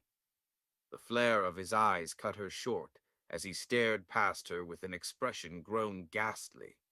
She wheeled just as 4 men rushed through as many doors, converging on the pair in the center of the chamber. They were like the others she had seen, the same knotted muscles bulging on otherwise gaunt limbs, the same lank blue-black hair, the same mad glare in their wide eyes. They were armed and clad like Tecottl, but on the breast of each was painted a white skull. There were no challenges or war cries. Like blood-mad tigers, the men of Xotalanc sprang at the throats of their enemies. Tecottl met them with the fury of desperation, ducked the swipe of a wide-headed blade, and grappled with the wielder, and bore him to the floor where they rolled and wrestled in murderous silence. The other 3 swarmed on Valeria, their weird eyes red as the eyes of mad dogs. She killed the first who came within reach before he could strike a blow, her long, straight blade splitting his skull, even as his own sword lifted for a stroke. She sidestepped a thrust, even as she parried a slash. Her eyes danced, and her lips smiled without mercy. Again she was Valeria of the Red Brotherhood, and the hum of her steel was like a bridal song in her ears. Her sword darted past a blade that sought to parry, and sheathed 6 inches of its point in a leather-guarded midriff. The man gasped agonizedly and went to his knees, but his tall mate lunged in ferocious silence, raining blow on blow so furiously that Valeria had no opportunity to counter. She stepped back coolly, parrying the strokes and watching for her chance to thrust home. He could not long keep up that flailing whirlwind. His arm would tire, his wind would fail, he would weaken, falter, and then her blade would slide smoothly into his heart. A sidelong glance showed her Tecottl kneeling on the breast of his antagonist and striving to break the other's hold on his wrist and to drive home a dagger. Sweat beaded the forehead of the man facing her, and his eyes were like burning coals. Smite as he would, he could not break past nor beat down her guard. His breath came in gusty gulps. His blows began to fall erratically. She stepped back to draw him out, and felt her thighs locked in an iron grip. She had forgotten the wounded man on the floor. Crouching on his knees, he held her with both arms locked about her legs, and his mate croaked in triumph and began working his way around to come at her from the left side. Valeria wrenched and tore savagely, but in vain. She could free herself of this clinging menace with a downward flick of her sword, but in that instant the curved blade of the tall warrior would crash through her skull. The wounded man began to worry at her bare thigh, with his teeth like a wild beast. She reached down with her left hand and gripped his long hair, forcing his head back so that his white teeth and rolling eyes gleamed up at her. The tall Xotalanc cried out fiercely and leaped in, smiting with all the fury of his arm. Awkwardly she parried the stroke, and it beat the flat of her blade down on her head so that she saw sparks flash before her eyes, and staggered. Up went the sword again, with a low, beast-like cry of triumph. And then a giant form loomed behind the Xotalanc, and steel flashed like a jet of blue lightning. The cry of the warrior broke short, and he went down like an ox beneath the poleaxe, his brains gushing from his skull that had been split to the throat. "Conan!" gasped Valeria. In a gust of passion she turned on the Xotalanc, whose long hair she still gripped in her left hand. "Dog of hell!" Her blade swished as it cut the air in an upswinging arc with a blur in the middle, and the headless body slumped down, spurting blood. She hurled the severed head across the room. "What the devil's going on here?" Conan bestrode the corpse of the man he had killed, broadsword in hand, glaring about him in amazement. Tecottl was rising from the twitching figure of the last Xotalanc, shaking red drops from his dagger. He was bleeding from the stab deep in the thigh. He stared at Conan with dilated eyes. "What is all this?" Conan demanded again, not yet recovered from the stunning surprise of finding Valeria engaged in a savage battle with these fantastic figures in a city he had thought empty and uninhabited.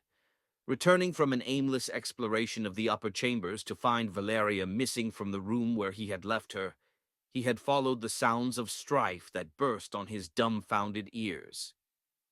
"5 dead dogs!" exclaimed Tecottl, his flaming eyes reflecting a ghastly exultation. "5 slain! 5 crimson nails for the Black Pillar! The gods of blood be thanked!" He lifted quivering hands on high, and then, with the face of a fiend, he spat on the corpses and stamped on their faces, dancing in his ghoulish glee. His recent allies eyed him in amazement, and Conan asked in the Aquilonian tongue, "Who is this madman?" Valeria shrugged her shoulders. "He says his name's Tecottl. From his babblings I gather that his people live at one end of this crazy city, and these others at the other end. Maybe we'd better go with him. He seems friendly, and it's easy to see that the other clan isn't." Tecottl had ceased his dancing and was listening again, his head tilted sidewise, dog-like, triumph struggling with fear in his repellent countenance. "Come away now," he whispered. "We have done enough. 5 dead dogs. My people will welcome you. They will honor you. But come, it is far to Takultli." At any moment the Xotalankas may come on us in numbers too great, even for your swords. Lead the way, grunted Conan. Tecatl instantly mounted a stair leading up to the gallery, beckoning them to follow him, which they did, moving rapidly to keep on his heels. Having reached the gallery, he plunged into a door that opened toward the west and hurried through chamber after chamber, each lighted by skylights or green fire jewels. "What sort of a place can this be?" muttered Valeria under her breath. "Crom knows," answered Conan. "I've seen his kind before, though. They live on the shores of Lake Swad, near the border of Kush. They're a sort of mongrel Stygians, mixed with another race that wandered into Stygia from the east some centuries ago, and were absorbed by them. They're called Tlazitlans. I'm willing to bet it wasn't they who built this city, though." Tecatl's fear did not seem to diminish as they drew away from the chamber where the dead men lay. He kept twisting his head on his shoulder to listen for sounds of pursuit, and stared with burning intensity into every doorway they passed. Valeria shivered in spite of herself. She feared no man, but the weird floor beneath her feet, the uncanny jewels over her head, dividing the lurking shadows among them, the stealth and terror of their guide, impressed her with a nameless apprehension, a sensation of lurking, inhuman peril. "They may be between us and Tecuhltli," he whispered once. "We must beware lest they be lying in wait." "Why don't we get out of this infernal palace and take to the streets?" demanded Valeria. "There are no streets in Xuchotl," he answered. "No squares nor open courts. The whole city is built like one giant palace under one great roof. The nearest approach to a street is the great hall which traverses the city from the north gate to the south gate. The only doors opening into the outer world are the city gates, through which no living man has passed for 50 years. "How long have you dwelt here?" asked Conan. "I was born in the castle of Tecuhltli 35 years ago. I have never set foot outside the city. For the love of the gods, let us go silently. These halls may be full of lurking devils. Olmec shall tell you all when we reach Tecuhltli." So in silence they glided on with the green firestones blinking overhead and the flaming floors smoldering under their feet, and it seemed to Valeria as if they fled through hell, guided by a dark-faced, lank-haired goblin. Yet it was Conan who halted them as they were crossing an unusually wide chamber. His wilderness-bred ears were keener even than the ears of Tecatl, whetted though these were by a lifetime of warfare in those silent corridors. "You think some of your enemies may be ahead of us, lying in ambush?" "They prowl through these rooms at all hours," answered Tecatl, "as do we. The halls and chambers between Tecuhltli and Xotalanc are a disputed region, owned by no man. We call it the Halls of Silence. Why do you ask?" "Because men are in the chambers ahead of us," answered Conan. "I heard steel clink against stone." Again a shaking seized Tecatl, and he clenched his teeth to keep them from chattering. "Perhaps they are your friends," suggested Valeria. "We dare not chance it," he panted, and moved with frenzied activity. He turned aside and glided through a doorway on the left, which led into a chamber from which an ivory staircase wound down into darkness. "This leads to an unlighted corridor below us," he hissed, great beads of perspiration standing out on his brow. "They may be lurking there too. It may all be a trick to draw us into it, but we must take the chance that they have laid their ambush in the rooms above. Come swiftly now." Softly as phantoms, they descended the stair and came to the mouth of a corridor, black as night. They crouched there for a moment, listening, and then melted into it. As they moved along, Valeria's flesh crawled between her shoulders in momentary expectation of a sword thrust in the dark. But for Conan's iron fingers gripping her arm, she had no physical cognizance of her companions. Neither made as much noise as a cat would have made. The darkness was absolute. One hand, outstretched, touched a wall, and occasionally she felt a door under her fingers. The hallway seemed interminable. Suddenly they were galvanized by a sound behind them. Valeria's flesh crawled anew, for she recognized it as the soft opening of a door. Men had come into the corridor behind them. Even with the thought, she stumbled over something that felt like a human skull. It rolled across the floor with an appalling clatter. "Run!" yelped Techotl, a note of hysteria in his voice, and was away down the corridor like a flying ghost. Again, Valeria felt Conan's hand bearing her up and sweeping her along as they raced after their guide. Conan could see in the dark no better than she, but he possessed a sort of instinct that made his course unerring. Without his support and guidance, she would have fallen or stumbled against the wall. Down the corridor they sped, while the swift patter of flying feet drew closer and closer, and then suddenly Techotl panted. "Here is the stair! After me! Quick! Oh, quick!" His hand came out of the dark and caught Valeria's wrist as she stumbled blindly on the steps. She felt herself half dragged, half lifted up the winding stair, while Conan released her and turned on the steps, his ears and instincts telling him their foes were hard at their backs, and the sounds were not all those of human feet. Something came writhing up the steps, something that slithered and rustled and brought a chill in the air with it. Conan lashed down with his great sword and felt the blade shear through something that might have been flesh and bone, and cut deep into the stair beneath. Something touched his foot that chilled like the touch of frost, and then the darkness beneath him was disturbed by a frightful thrashing and lashing, and a man cried out in agony. The next moment Conan was racing up the winding staircase and through a door that stood open at the head. Valeria and Techotl were already through, and Techotl slammed the door and shot a bolt across it, the first Conan had seen since they left the outer gate. Then he turned and ran across the well-lighted chamber into which they had come, and as they passed through the farther door, Conan glanced back and saw the door groaning and straining under heavy pressure violently applied from the other side. Though Techotl did not abate either his speed or his caution, he seemed more confident now. He had the air of a man who has come into familiar territory, within call of friends. But Conan renewed his terror by asking, "What was that thing that I fought on the stair?" "The men of Xotalanc," answered Techotl without looking back. "I told you the halls were full of them." "This wasn't a man," grunted Conan. "It was something that crawled, and it was as cold as ice to the touch. I think I cut it asunder. It fell back on the men who were following us, and must have killed one of them in its death throes." Techotl's head jerked back, his face ashy again. Convulsively, he quickened his pace. "It was the crawler, a monster they have brought out of the catacombs to aid them.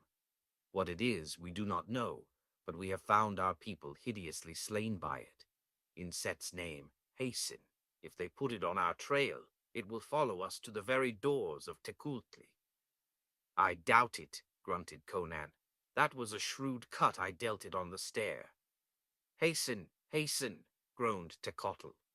They ran through a series of green-lit chambers, traversed a broad hall, and halted before a giant bronze door. Techotl said, "This is Tekultli." 3. The people of the feud. Techotl smote on the bronze door with his clenched hand, and then turned sidewise so that he could watch back along the hall. "Men have been smitten down before this door, when they thought they were safe," he said. "Why don't they open the door?" asked Conan. "They are looking at us through the eye," answered Techotl. "They are puzzled at the sight of you." He lifted his voice and called, "Open the door, Zetzalan. It is I, Techotl, with friends from the great world beyond the forest." "They will open," he assured his allies. "They'd better do it in a hurry, then," said Conan grimly. "I hear something crawling along the floor beyond the hall." Techotl went ashy again and attacked the door with his fists, screaming, "Open, you fools, open! The crawler is at our heels!" Even as he beat and shouted, The great bronze door swung noiselessly back, revealing a heavy chain across the entrance, over which spearheads bristled and fierce countenances regarded them intently for an instant. Then the chain was dropped, and Tecotl grasped the arms of his friends in a nervous frenzy and fairly dragged them over the threshold. A glance over his shoulder just as the door was closing showed Conan the long, dim vista of the hall, and dimly framed at the other end an Ophidian shape that writhed slowly and painfully into view, flowing in a dull-hued length from a chamber door, its hideous blood-stained head wagging drunkenly. Then the closing door shut off the view. Inside the square chamber into which they had come, heavy bolts were drawn across the door, and the chain locked into place. The door was made to stand the battering of a siege. 4 men stood on guard, of the same lank-haired, dark-skinned breed as Tecotl, with spears in their hands and swords at their hips. In the wall near the door there was a complicated contrivance of mirrors which Conan guessed was the eye Tecotl had mentioned, so arranged that a narrow crystal-paned slot in the wall could be looked through from within, without being discernible from without. The 4 guardsmen stared at the strangers with wonder, but asked no question, nor did Tecotl vouchsafe any information. He moved with easy confidence now, as if he had shed his cloak of indecision and fear the instant he crossed the threshold. "Come!" he urged his new-found friends, but Conan glanced toward the door. "What about those fellows who are following us? Won't they try to storm that door?" Tecotl shook his head. "They know they cannot break down the door of the eagle. They will flee back to Xotalanc with their crawling fiend. Come, I will take you to the rulers of Tecuhltli." One of the 4 guards opened the door opposite the one by which they had entered, and they passed through into a hallway which, like most of the rooms on that level, was lighted by both the slot-like skylights and the clusters of winking fire gems. But unlike the other rooms they had traversed, this hall showed evidences of occupation. Velvet tapestries adorned the glossy jade walls, rich rugs were on the crimson floors, and the ivory seats, benches, and divans were littered with satin cushions. The hall ended in an ornate door, before which stood no guard. Without ceremony, Tecotl thrust the door open and ushered his friends into a broad chamber, where some 30 dark-skinned men and women lounging on satin-covered couches sprang up with exclamations of amazement. The men, all except one, were of the same type as Tecotl, and the women were equally dark and strange-eyed, though not unbeautiful in a weird dark way. They wore sandals, golden breastplates, and scanty silk skirts supported by gem-crusted girdles, and their black manes, cut square at their naked shoulders, were bound with silver circlets. On a wide ivory seat on a jade dais sat a man and a woman who differed subtly from the others. He was a giant, with an enormous sweep of breast and the shoulders of a bull. Unlike the others, he was bearded, with a thick blue-black beard which fell almost to his broad girdle. He wore a robe of purple silk, which reflected changing sheens of color with his every movement, and one wide sleeve, drawn back to his elbow, revealed a forearm massive with corded muscles. The band which confined his blue-black locks was set with glittering jewels. The woman beside him sprang to her feet with a startled exclamation as the strangers entered, and her eyes, passing over Conan, fixed themselves with burning intensity on Valeria. She was tall and lithe, by far the most beautiful woman in the room. She was clad more scantily even than the others, for instead of a skirt she wore merely a broad strip of gilt-worked purple cloth, fastened to the middle of her girdle, which fell below her knees. Another strip at the back of her girdle completed that part of her costume, which she wore with a cynical indifference. Her breastplates and the circlet about her temples were adorned with gems. In her eyes alone of all the dark-skinned people there lurked no brooding gleam of madness. She spoke no word after her first exclamation. She stood tensely, her hands clenched, staring at Valeria. The man on the ivory seat had not risen. "Prince Olmec," spoke Tecotl, bowing low with arms outspread and the palms of his hands turned upward. "I bring allies from the world beyond the forest. In the chamber of Tezcoti, the burning skull slew Chickmech, my companion." The burning skull. It was a shuddering whisper of fear from the people of Tecuhltli. "Aye. Then came I and found Chickmech lying with his throat cut. Before I could flee, the burning skull came upon me, and when I looked upon it, my blood became as ice, and the marrow of my bones melted. I could neither fight nor run. I could only await the stroke. Then came this white-skinned woman and struck him down with her sword. And lo, it was only a dog of Xotalanc, with white paint upon his skin and the living skull of an ancient wizard upon his head. Now that skull lies in many pieces, and the dog who wore it is a dead man." An indescribably fierce exultation edged the last sentence, and was echoed in the low, savage exclamations from the crowding listeners. "But wait!" exclaimed Techotl. "There is more! While I talked with the woman, 4 Xotalancas came upon us. 1 I slew. There is the stab in my thigh to prove how desperate was the fight. 2 the woman killed. But we were hard-pressed when this man came into the fray and split the skull of the 4th. Aye, 5 crimson nails there are to be driven into the pillar of vengeance." He pointed at a black column of ebony which stood behind the dais. Hundreds of red dots scarred its polished surface, the bright scarlet heads of heavy copper nails driven into the black wood. 5 red nails for 5 Xotalanca lives, exulted Techotl, and the horrible exultation in the faces of the listeners made them inhuman. "Who are these people?" asked Olmec, and his voice was like the low, deep rumble of a distant bull. None of the people of Xuchotl spoke loudly. It was as if they had absorbed into their souls the silence of the empty halls and deserted chambers. "I am Conan, a Cimmerian," answered the barbarian briefly. "This woman is Valeria of the Red Brotherhood, an Aquilonian pirate. We are deserters from an army on the Darfar border, far to the north, and are trying to reach the coast."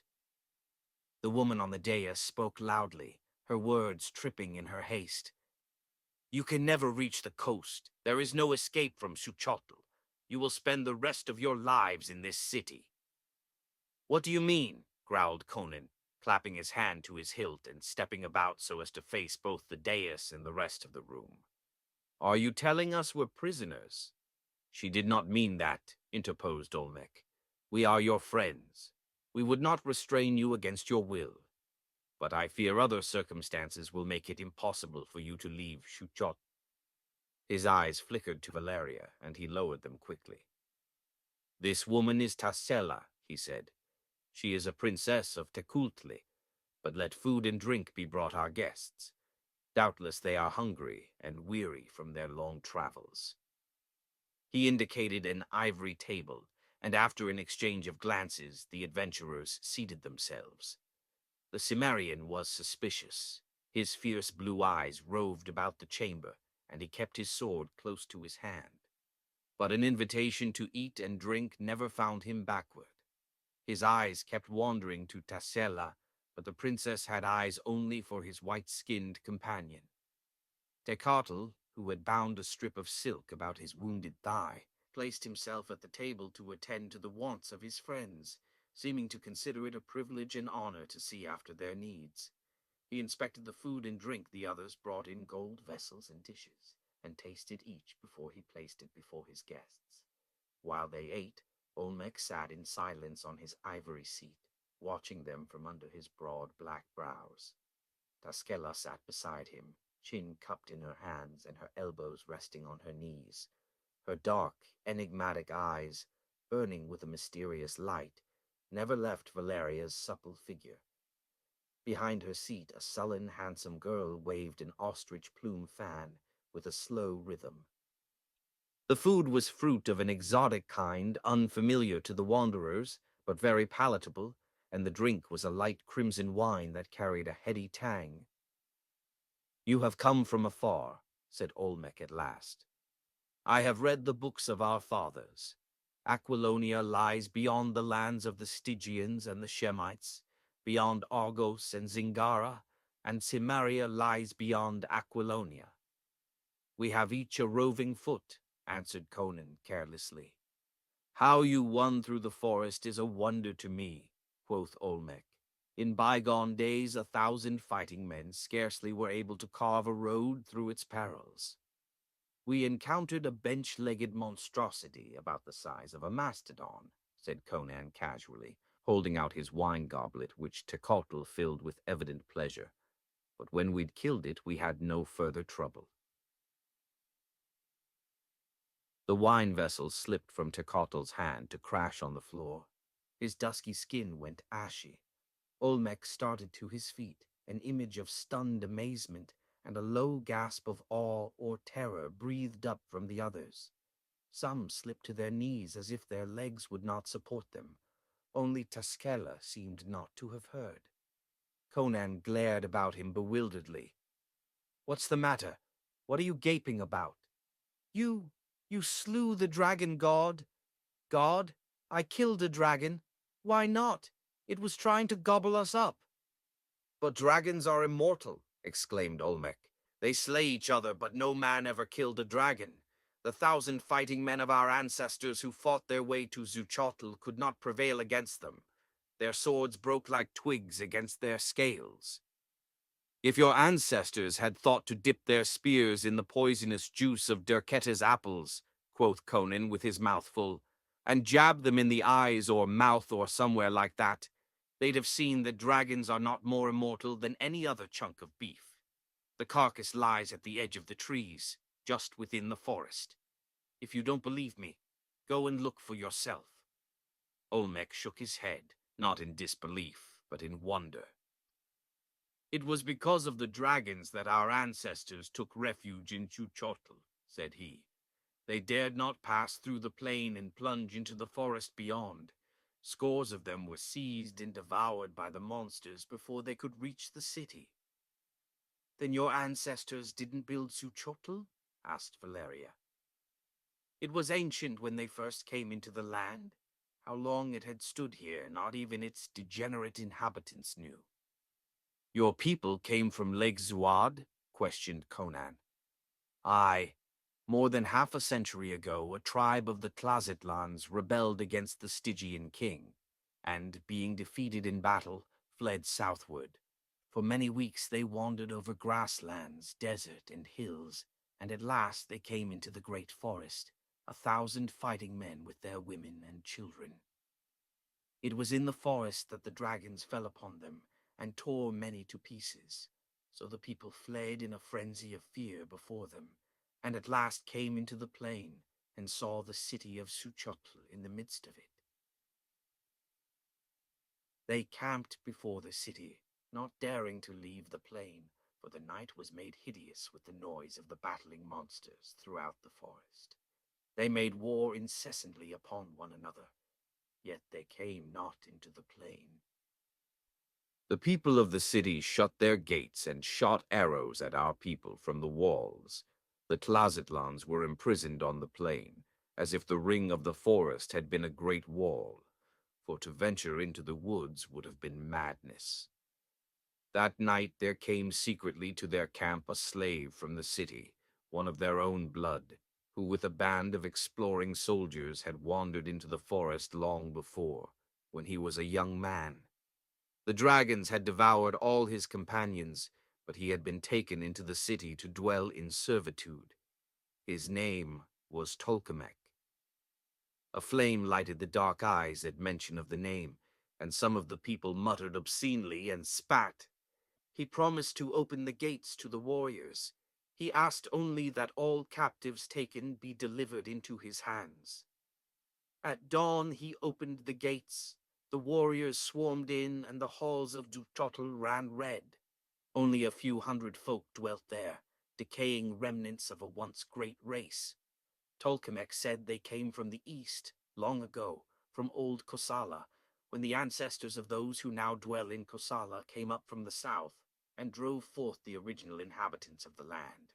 They wandered far westward and finally found this forest-girdled plain, inhabited then by a tribe of black people. These they enslaved and set to building a city. From the hills to the east, they brought jade and marble and lapis lazuli and gold, silver and copper. Herds of elephants provided them with ivory. When their city was completed, they slew all the black slaves, and their magicians made a terrible magic to guard the city, for by their necromantic arts they recreated the dragons which had once dwelt in this lost land, and whose monstrous bones they found in the forest. Those bones they clothed in flesh, life, and the living beasts walked the earth as they walked it when time was young. But the wizards wove a spell that kept them in the forest. They came not into the plain. So, for many centuries, the people of Xuchotl dwelt in their city, cultivating the fertile plain, until their wise men learned how to grow fruit within the city. Fruit which is not planted in soil, but obtains its nourishment out of the air. And then they let the irrigation ditches run dry, and dwelt more and more in luxurious sloth, until decay seized them. They were a dying race when our ancestors broke through the forest and came into the plain. Their wizards had died, and the people had forgot their ancient necromancy. They could fight neither by sorcery nor the sword. Well, our fathers slew the people of Xuchotl, all except 100 which were given living into the hands of Tolkemec, who had been their slave, and for many days and nights the halls re-echoed to their screams under the agony of his tortures. So the Tlazitlans dwelt here for a while in peace, ruled by the brothers Tekuhiltli and Xotalanc, and by Tolkemec. Tolkemec took a girl of the tribe to wife, and because he had opened the gates, and because he knew many of the arts of the Suchotlans, he shared the rule of the tribe with the brothers who had led the rebellion and the flight. For a few years, then, they dwelt at peace within the city, doing little but eating, drinking, and making love, and raising children. There was no necessity to till the plain, for Tolkemec taught them how to cultivate the air-devouring fruits. Besides, the slaying of the Suchotlans broke the spell that held the dragons in the forest, and they came nightly and bellowed about the gates of the city. The plain ran red with the blood of their eternal warfare, and it was then that he bit his tongue in the midst of the sentence, then presently continued. But Valeria and Conan felt that he had checked an admission he had considered unwise. 5 years they dwelt in peace. Then Olmec's eyes rested briefly on the silent woman at his side. Xotalanc took a woman to wife, a woman whom both Tekultli and old Tolkemec desired. In his madness, Tekultli stole her from her husband. Aye, she went willingly enough. Tolkemec, to spite Xotalanc, aided Tekultli. Xotalanc demanded that she be given back to him, and the council of the tribe decided that the matter should be left to the woman. She chose to remain with Tekultli. In wrath, Xotalanc sought to take her back by force, and the retainers of the brothers came to blows in the great hall. There was much bitterness. Blood was shed on both sides. The quarrel became a feud, the feud an open war. From the welter 3 factions emerged, Tekultli, Xotalanc, and Tolkemec. Already in the days of peace they had divided the city between them. Tekultli dwelt in the western quarter of the city, Xotalanc in the eastern, and Tolkemec with his family by the southern gate. Anger and resentment and jealousy blossomed into bloodshed and rape and murder. Once the sword was drawn, there was no turning back, for blood called for blood, and vengeance followed swift on the heels of atrocity. Tekultli fought with Xotalanc, and Tolkemec aided first one and then the other, betraying each faction as it fitted his purposes. Tecuhltli and his people withdrew into the quarter of the western gate, where we now sit. Xuchotl is built in the shape of an oval. Tecuhltli, which took its name from its prince, occupies the western end of the oval. The people blocked up all doors connecting the quarter with the rest of the city, except one on each floor, which could be defended easily.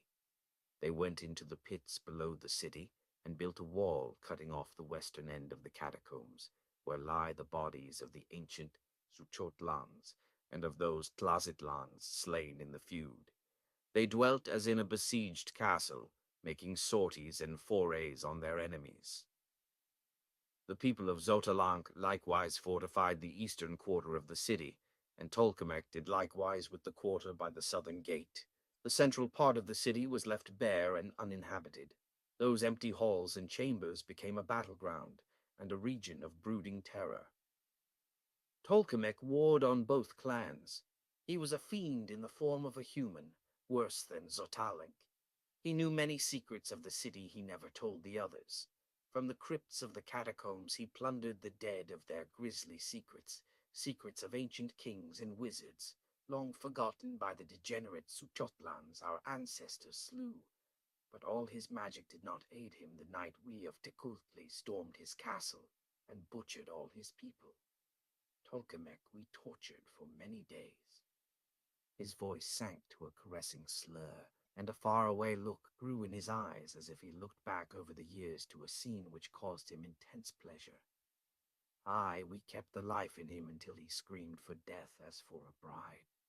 At last we took him living from the torture chamber and cast him into a dungeon for the rats to gnaw as he died. From that dungeon, somehow, he managed to escape and dragged himself into the catacombs.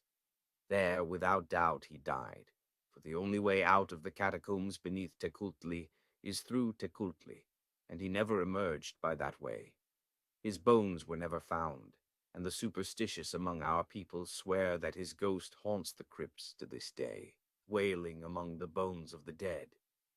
12 years ago we butchered the people of Tolkemec, but the feud raged on between Tekultli and Xotalanc, as it will rage until the last man, the last woman, is dead. It was 50 years ago that Tekultli stole the wife of Xotalanc. Half a century the feud has endured. I was born in it. All in this chamber, except Taskela, were born in it. We expect to die in it. We are a dying race, even as those Suchotlans our ancestors slew. When the feud began, there were hundreds in each faction. Now we of Tekultli number only these you see before you, and the men who guard the 4 doors, 40 in all. How many Xotalankas there are we do not know, but I doubt if they are much more numerous than we. For 15 years no children have been born to us, and we have seen none among the Xotalankas. We are dying, but before we die we will slay as many of the men of Xotalanc as the gods permit. And with his weird eyes blazing, Olmec spoke long of that grisly feud, fought out in silent chambers and dim halls under the blaze of the green fire jewels, on floors smoldering with the flames of hell, and splashed with deeper crimson from severed veins. In that long butchery a whole generation had perished. Xotalanc was dead, long ago, slain in a grim battle on an ivory stair. Tekultli was dead, flayed alive by the maddened Xotalankas who had captured him. Without emotion, Olmec told of hideous battles fought in black corridors, of ambushes on twisting stairs, and red butcheries. With a redder, more abysmal gleam in his deep dark eyes, he told of men and women flayed alive, mutilated and dismembered, of captives howling under tortures so ghastly that even the barbarous Cimmerian grunted. No wonder Tecotl had trembled with the terror of capture. Yet he had gone forth to slay if he could, driven by hate that was stronger than his fear. Olmec spoke further, of dark and mysterious matters, of black magic and wizardry conjured out of the black night of the catacombs, of weird creatures invoked out of darkness for horrible allies. In these things the Xotalankas had the advantage, for it was in the eastern catacombs where lay the bones of the greatest wizards of the ancient Xotlans, with their immemorial secrets. Valeria listened with morbid fascination. The feud had become a terrible elemental power driving the people of Suchotl inexorably on to doom and extinction. It filled their whole lives. They were born in it, and they expected to die in it. They never left their barricaded castle except to steal forth into the halls of silence that lay between the opposing fortresses, to slay and be slain. Sometimes the raiders returned with frantic captives, or with grim tokens of victory in fight. Sometimes they did not return at all, or returned only as severed limbs cast down before the bolted bronze doors. It was a ghastly, unreal nightmare existence these people lived, shut off from the rest of the world, caught together like rabid rats in the same trap, butchering one another through the years, crouching and creeping through the sunless corridors to maim and torture and murder. While Olmec talked, Valeria felt the blazing eyes of Tassella fixed upon her. The princess seemed not to hear what Olmec was saying. Her expression as he narrated victories or defeats did not mirror the wild rage or fiendish exultation that alternated on the faces of the other Tecuhltli. The feud that was an obsession to her clansmen seemed meaningless to her. Valeria found her indifferent callousness more repugnant than Olmec's naked ferocity. "And we can never leave the city," said Olmec. "For 50 years no one has left it except those—" Again he checked himself. "Even without the peril of the dragons," he continued, "we who were born and raised in the city would not dare leave it. We have never set foot outside the walls. We are not accustomed to the open sky and the naked sun. No, we were born in Xuchotl, and in Xuchotl we shall die." "Well," said Conan, "with your leave we'll take our chances with the dragons. This feud is none of our business. If you'll show us to the west gate, we'll be on our way." Tassella's hands clenched, and she started to speak, but Olmec interrupted her. "It is nearly nightfall. If you wander forth into the plain by night, you will certainly fall prey to the dragons." "We crossed it last night, and slept in the open without seeing any," returned Conan. Tascala smiled mirthlessly. "You dare not leave Xuchotl." Conan glared at her with instinctive antagonism. She was not looking at him, but at the woman opposite him. "I think they dare," retorted Olmec. "But look you, Conan and Valeria, the gods must have sent you to us, to cast victory into the laps of the Tecuhltli. You are professional fighters. Why not fight for us? We have wealth in abundance. Precious jewels are as common in Xuchotl as cobblestones are in the cities of the world. Some the Xuchotlans brought with them from Kosala, some like the firestones they found in the hills to the east. Aid us to wipe out the Xotalankas, and we will give you all the jewels you can carry." "And will you help us destroy the dragons?" asked Valeria. "With bows and poisoned arrows, 30 men could slay all the dragons in the forest."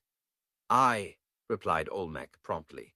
"We have forgotten the use of the bow in years of hand-to-hand fighting, but we can learn again." "What do you say?" Valeria inquired of Conan. "We're both penniless vagabonds," he grinned heartily. "I'd as soon kill Xotalankas as anybody." "Then you agree?" exclaimed Olmec, while Tecuhltli fairly hugged himself with delight. "Aye. And now suppose you show us chambers where we can sleep, so we can be fresh tomorrow for the beginning of the slaying." Olmec nodded and waved a hand, and Tecuhltli and a woman led the adventurers into a corridor, which led through a door off to the left of the jade dais. A glance back showed Valeria Olmec sitting on his throne, chin on knotted fist, staring after them. His eyes burned with a weird flame. Tascela leaned back in her seat, whispering to the sullen-faced maid, Yassala, who leaned over her shoulder, her ear to the princess's moving lips. The hallway was not so broad as most they had traversed, but it was long. Presently the woman halted, opened a door, and drew aside for Valeria to enter. "Wait a minute," growled Conan. "Where do I sleep?" Tecuhltli pointed to a chamber across the hallway, but one door farther down.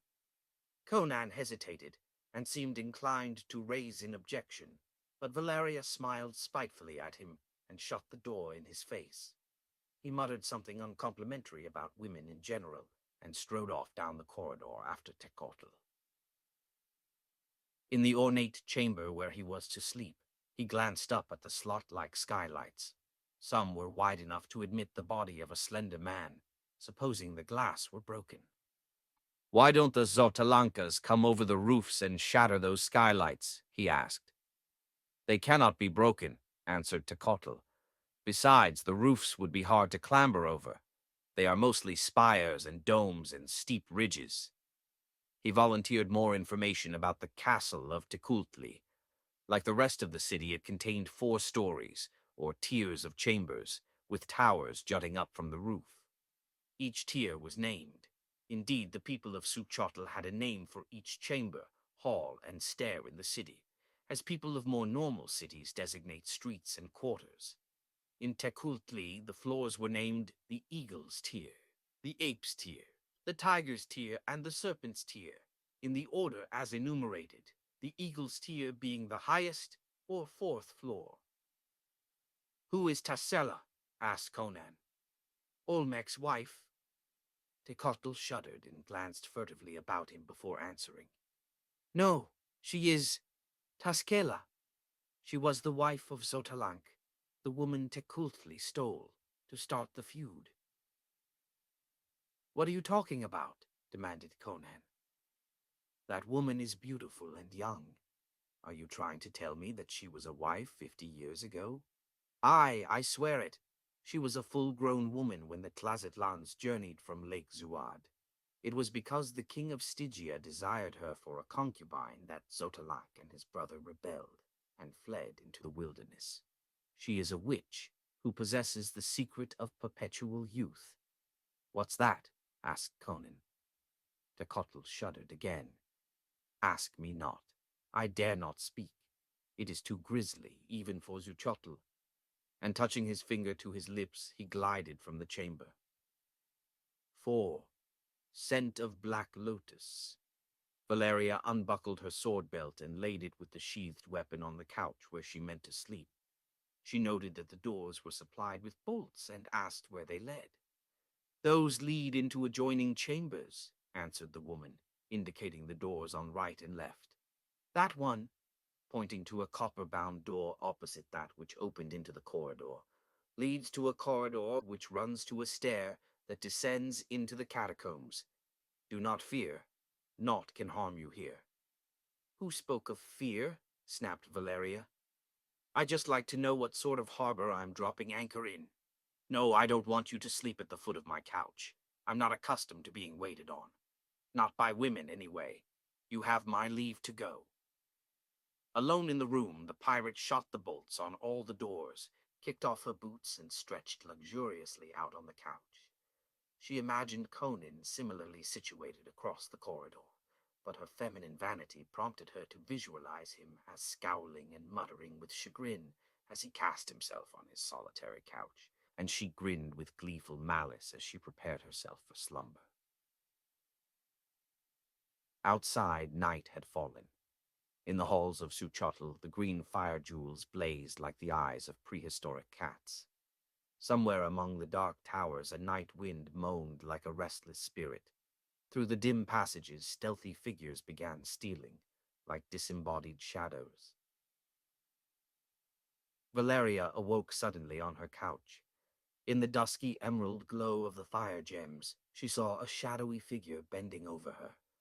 For a bemused instant, the apparition seemed part of the dream she had been dreaming.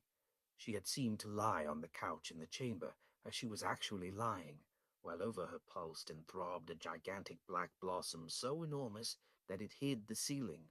Its exotic perfume pervaded her being, inducing a delicious, sensuous languor that was something more and less than sleep. She was sinking into scented billows of insensible bliss when something touched her face.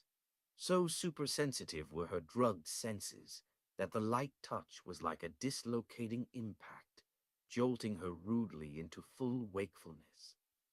Then it was that she saw, not a gargantuan blossom, but a dark-skinned woman standing above her. With the realization came anger and instant action. The woman turned lithely, but before she could run, Valeria was on her feet and had caught her arm. She fought like a wildcat for an instant, and then subsided as she felt herself crushed by the superior strength of her captor. The pirate wrenched the woman around to face her, caught her chin with her free hand, and forced her captive to meet her gaze. It was the sullen Yasala, Daskela's maid. "What the devil were you doing bending over me? What's that in your hand?" The woman made no reply, but sought to cast away the object. Valeria twisted her arm around in front of her, and the thing fell to the floor, a great black exotic blossom on a jade-green stem, large as a woman's head, to be sure, but tiny beside the exaggerated vision she had seen. "The black lotus," said Valeria between her teeth. "The blossom whose scent brings deep sleep. You were trying to drug me. If you hadn't accidentally touched my face with the petals, you'd have— Why did you do it? What's your game?" Yasala maintained a sulky silence, and with an oath Valeria whirled her around, forced her to her knees, and twisted her arm up behind her back. "Tell me, or I'll tear your arm out of its socket." Yasala squirmed in anguish as her arm was forced excruciatingly up between her shoulder blades, but a violent shaking of her head was the only answer she made. "Slut!" Valeria cast her from her to sprawl on the floor. The pirate glared at the prostrate figure with blazing eyes. Fear and the memory of Tassila's burning eyes stirred in her, rousing all her tigerish instincts of self-preservation. These people were decadent. Any sort of perversity might be expected to be encountered among them. But Valeria sensed here something that moved behind the scenes, some secret terror fouler than common degeneracy. Fear and revulsion of this weird city swept her. These people were neither sane nor normal. She began to doubt if they were even human. Madness smoldered in the eyes of them all except the cruel, cryptic eyes of Tassella, which held secrets and mysteries more abysmal than madness. She lifted her head and listened intently. The halls of Xuchotl were as silent as if it were in reality a dead city. The green jewels bathed the chamber in a nightmare glow, in which the eyes of the woman on the floor glittered eerily up at her. A thrill of panic throbbed through Valeria, driving the last vestige of mercy from her fierce soul. "Why did you try to drug me?" she muttered, grasping the woman's black hair and forcing her head back to glare into her sullen, long-lashed eyes. "Did Tassella send you?" No answer. Valeria cursed venomously and slapped the woman first on one cheek and then the other. The blows resounded through the room, but Yasala made no outcry. "Why don't you scream?" demanded Valeria savagely. "Do you fear someone will hear you? Whom do you fear? Tastella, Olmec, Conan?" Yasala made no reply. She crouched, watching her captor with eyes baleful as those of a basilisk. Stubborn silence always fans anger. Valeria turned and tore a handful of cords from a nearby hanging. "You sulky slut," she said between her teeth. "I'm going to strip you stark naked and tie you across that couch and whip you until you tell me what you were doing here and who sent you." Yasala made no verbal protest, nor did she offer any resistance, as Valeria carried out the first part of her threat with a fury that her captive's obstinacy only sharpened. Then for a space there was no sound in the chamber except the whistle and crackle of hard-woven silken cords on naked flesh. Yasala could not move her fast-bound hands or feet. Her body writhed and quivered under the chastisement. Her head swayed from side to side in rhythm with the blows. Her teeth were sunk into her lower lip, and a trickle of blood began as the punishment continued. But she did not cry out. The pliant cords made no great sound as they encountered the quivering body of the captive, only a sharp, crackling snap, but each cord left a red streak across Yasala's dark flesh.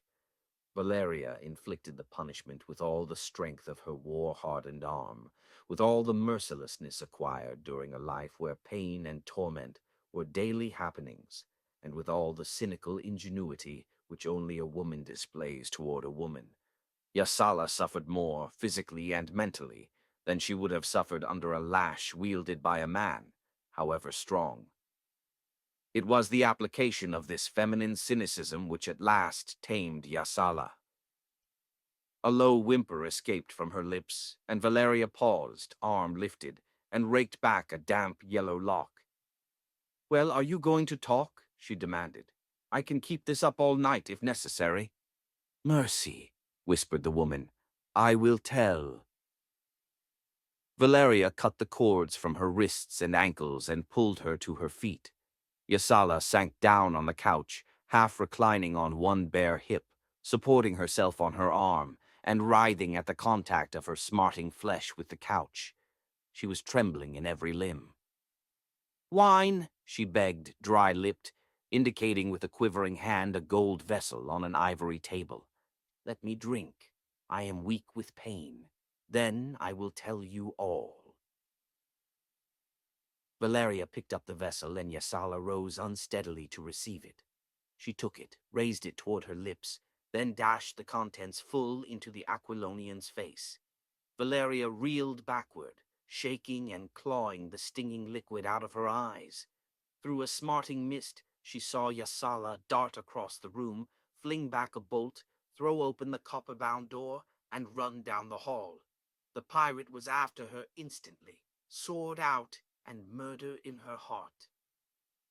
But Yasala had the start, and she ran with the nervous agility of a woman who has just been whipped to the point of hysterical frenzy. She rounded a corner in the corridor, yards ahead of Valeria, and when the pirate turned it, she saw only an empty hall, and at the other end a door that gaped blackly. A damp, moldy scent reeked up from it, and Valeria shivered. That must be the door that led to the catacombs. Yasala had taken refuge among the dead. Valeria advanced to the door and looked down a flight of stone steps that vanished quickly into utter blackness. Evidently it was a shaft that led straight to the pits below the city without opening upon any of the lower floors. She shivered slightly at the thought of the thousands of corpses lying in their stone crypts down there, wrapped in their moldering cloths. She had no intention of groping her way down those stone steps. Yasala doubtless knew every turn and twist of the subterranean tunnels. She was turning back, baffled and furious, when a sobbing cry welled up from the blackness.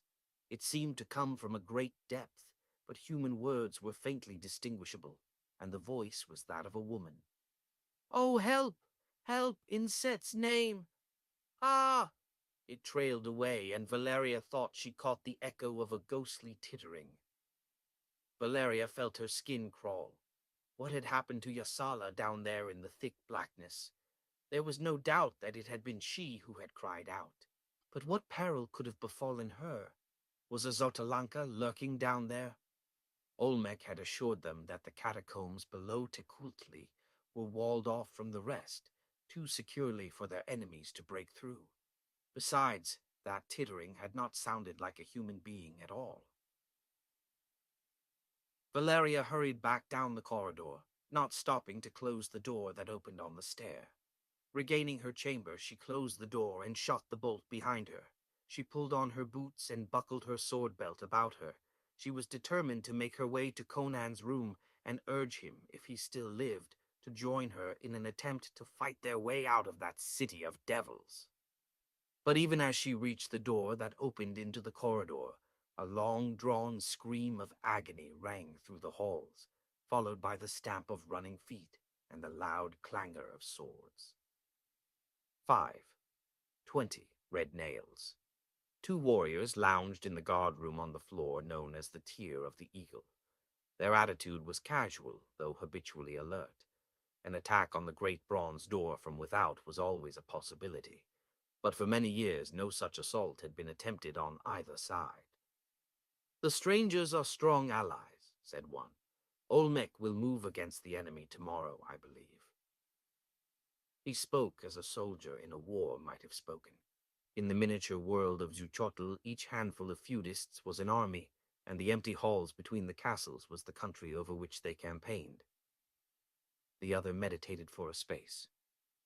"Suppose with their aid we destroy Xotalanc," he said. "What then, Zatmek?" "Why," returned Zatmek, "we will drive red nails for them all. The captives we will burn and flay and quarter." "But afterward," pursued the other. "After we have slain them all, will it not seem strange to have no foes to fight? All my life I have fought and hated the Sotalankas. With the feud ended, what is left?" Zatmek shrugged his shoulders. His thoughts had never gone beyond the destruction of their foes. They could not go beyond that. Suddenly both men stiffened at a noise outside the door. "To the door, Zatmek," hissed the last speaker. "I shall look through the eye." Zatmek, sword in hand, leaned against the bronze door, straining his ear to hear through the metal. His mate looked into the mirror. He started convulsively. Men were clustered thickly outside the door, grim, dark-faced men with swords gripped in their teeth and their fingers thrust into their ears. One who wore a feathered headdress had a set of pipes which he set to his lips, and even as the Tecuhltli started to shout a warning, the pipes began to skirl. The cry died in the guard's throat as the thin, weird piping penetrated the metal door and smote on his ears. Zatmek leaned frozen against the door, as if paralyzed in that position. His face was that of a wooden image, his expression one of horrified listening. The other guard, farther removed from the source of the sound, yet sensed the horror of what was taking place, the grisly threat that lay in that demoniac fifing. He felt the weird strains plucking like unseen fingers at the tissues of his brain, filling him with alien emotions and impulses of madness. But with a soul-tearing effort he broke the spell and shrieked a warning in a voice he did not recognize as his own. But even as he cried out, the music changed to an unbearable shrilling that was like a knife in the eardrums. Zatmek screamed in sudden agony, and all the sanity went out of his face like a flame blown out in a wind. Like a madman, he ripped loose the chain, tore open the door, and rushed out into the hall, sword lifted before his mate could stop him. A dozen blades struck him down, and over his mangled body the Xotalankas surged into the guardroom with a long-drawn, blood-mad yell that sent the unwanted echoes reverberating. His brain reeling from the shock of it all, the remaining guard leaped to meet them with goring spear. The horror of the sorcery he had just witnessed was submerged in the stunning realization that the enemy were in Tecuhltli, and as his spearhead ripped through a dark-skinned belly, he knew no more, for a swinging sword crushed his skull, even as wild-eyed warriors came pouring in from the chambers behind the guardroom. It was the yelling of men and the clanging of steel that brought Conan bounding from his couch, wide awake and broadsword in hand. In an instant he had reached the door and flung it open, and was glaring out into the corridor just as Techotl rushed up it, eyes blazing madly. "The Xotalankas!" he screamed, in a voice hardly human. "They are within the door!" Conan ran down the corridor, even as Valeria emerged from her chamber. "What the devil is it?" she called. "Techotl says the Xotalankas are in," he answered hurriedly. "That racket sounds like it." With the Tecuhltli on their heels, they burst into the throne room and were confronted by a scene beyond the most frantic dream of blood and fury.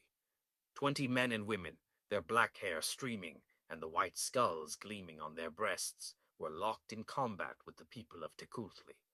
The women on both sides fought as madly as the men, and already the room and the hall beyond were strewn with corpses. Olmec, naked but for a breech clout, was fighting before his throne, and as the adventurers entered, Tassila ran from an inner chamber with a sword in her hand.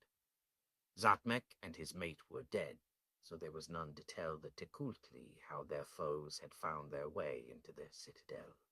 Nor was there any to say what had prompted that mad attempt. But the losses of the Xotalankas had been greater, their position more desperate than the Tecuhltli had known. The maiming of their scaly ally, the destruction of the burning skull, and the news, gasped by a dying man, that mysterious white-skin allies had joined their enemies, had driven them to the frenzy of desperation and the wild determination to die, dealing death to their ancient foes.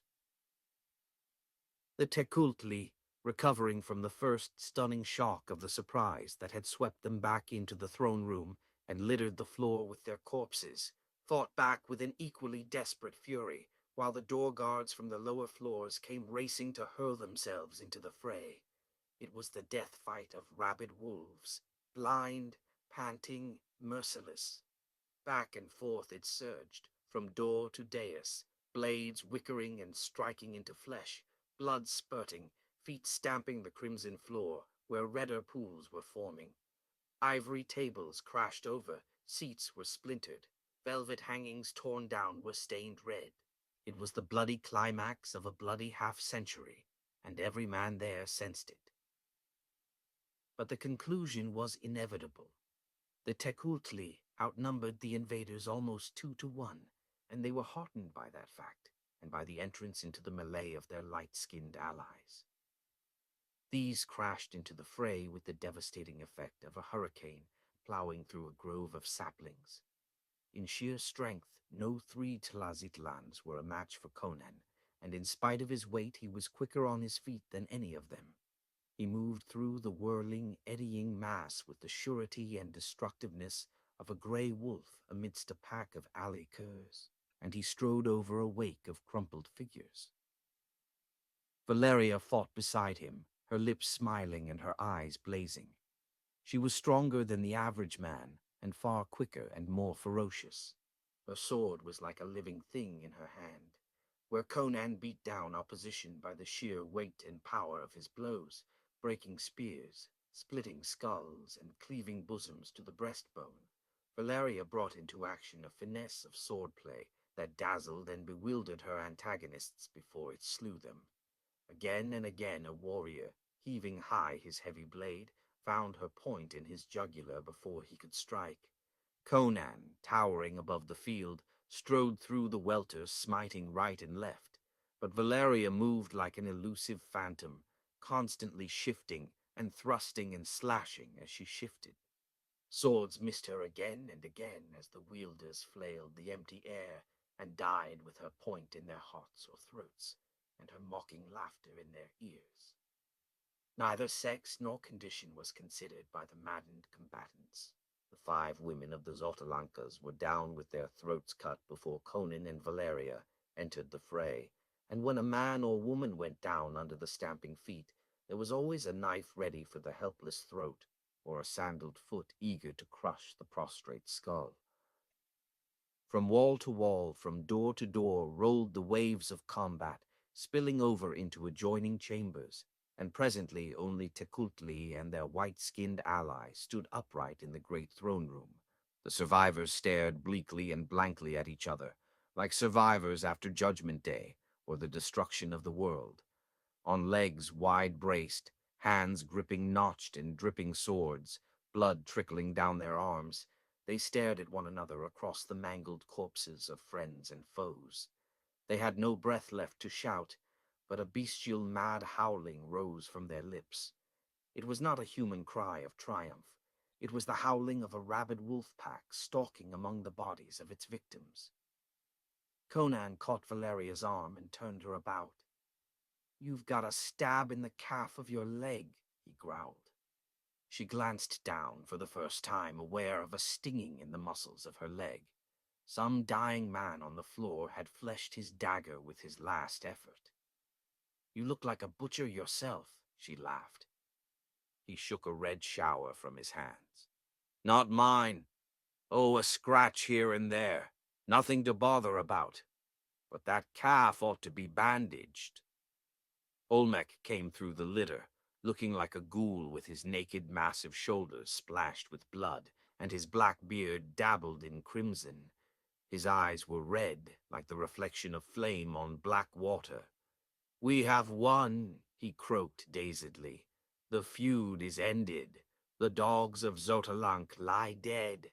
Oh, for a captive to flay alive! Yet it is good to look upon their dead faces. 20 dead dogs, 20 red nails for the black column." "You'd best see to your wounded," grunted Conan, turning away from him. "Here, girl, let me see that leg." "Wait a minute." She shook him off impatiently. The fire of fighting still burned brightly in her soul. How do we know these are all of them? These might have come on a raid of their own. They would not split the clan on a foray like this, said Olmec, shaking his head and regaining some of his ordinary intelligence. Without his purple robe, the man seemed less like a prince than some repellent beast of prey. I will stake my head upon it that we have slain them all. There were less of them than I dreamed, and they must have been desperate. But how came they in Tecuhltli? Tassela came forward, wiping her sword on her naked thigh, and holding in her other hand an object she had taken from the body of the feathered leader of the Xotalankas. The pipes of madness, she said. A warrior tells me that Zatmek opened the door to the Xotalankas and was cut down as they stormed into the guard room.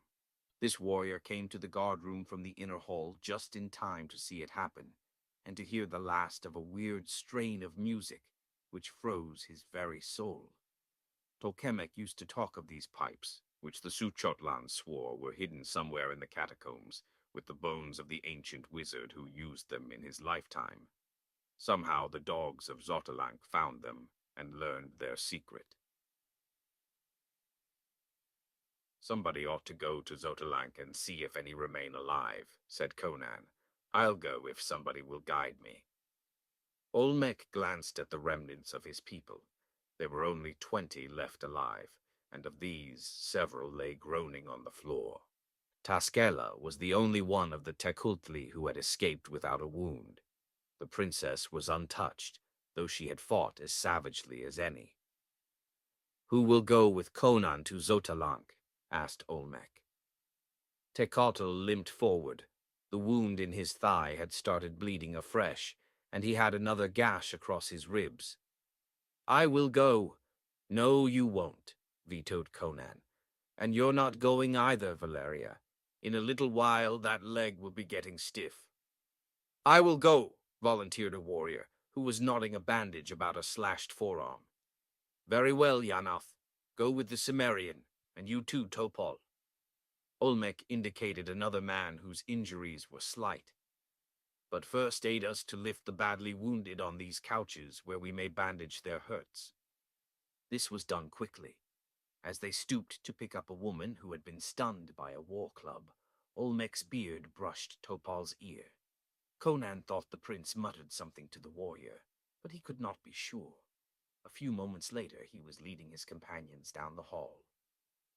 Conan glanced back as he went out the door, at that shambles where the dead lay on the smoldering floor, blood-stained dark limbs knotted in attitudes of fierce muscular effort, dark faces frozen in masks of hate, glassy eyes glaring up at the green fire jewels which bathed the ghastly scene in a dusky emerald witchlight. Among the dead, the living moved aimlessly, like people moving in a trance. Conan heard Olmec call a woman and direct her to bandage Valeria's leg.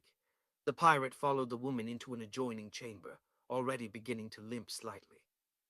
Warily, the two Tecuhltli led Conan along the hall beyond the bronze door, and through chamber after chamber shimmering in the green fire.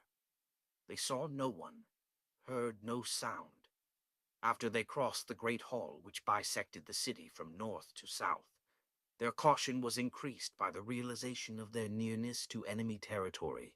But chambers and halls lay empty to their wary gaze, and they came at last along a broad, dim hallway and halted before a bronze door similar to the eagle door of Tecuhltli.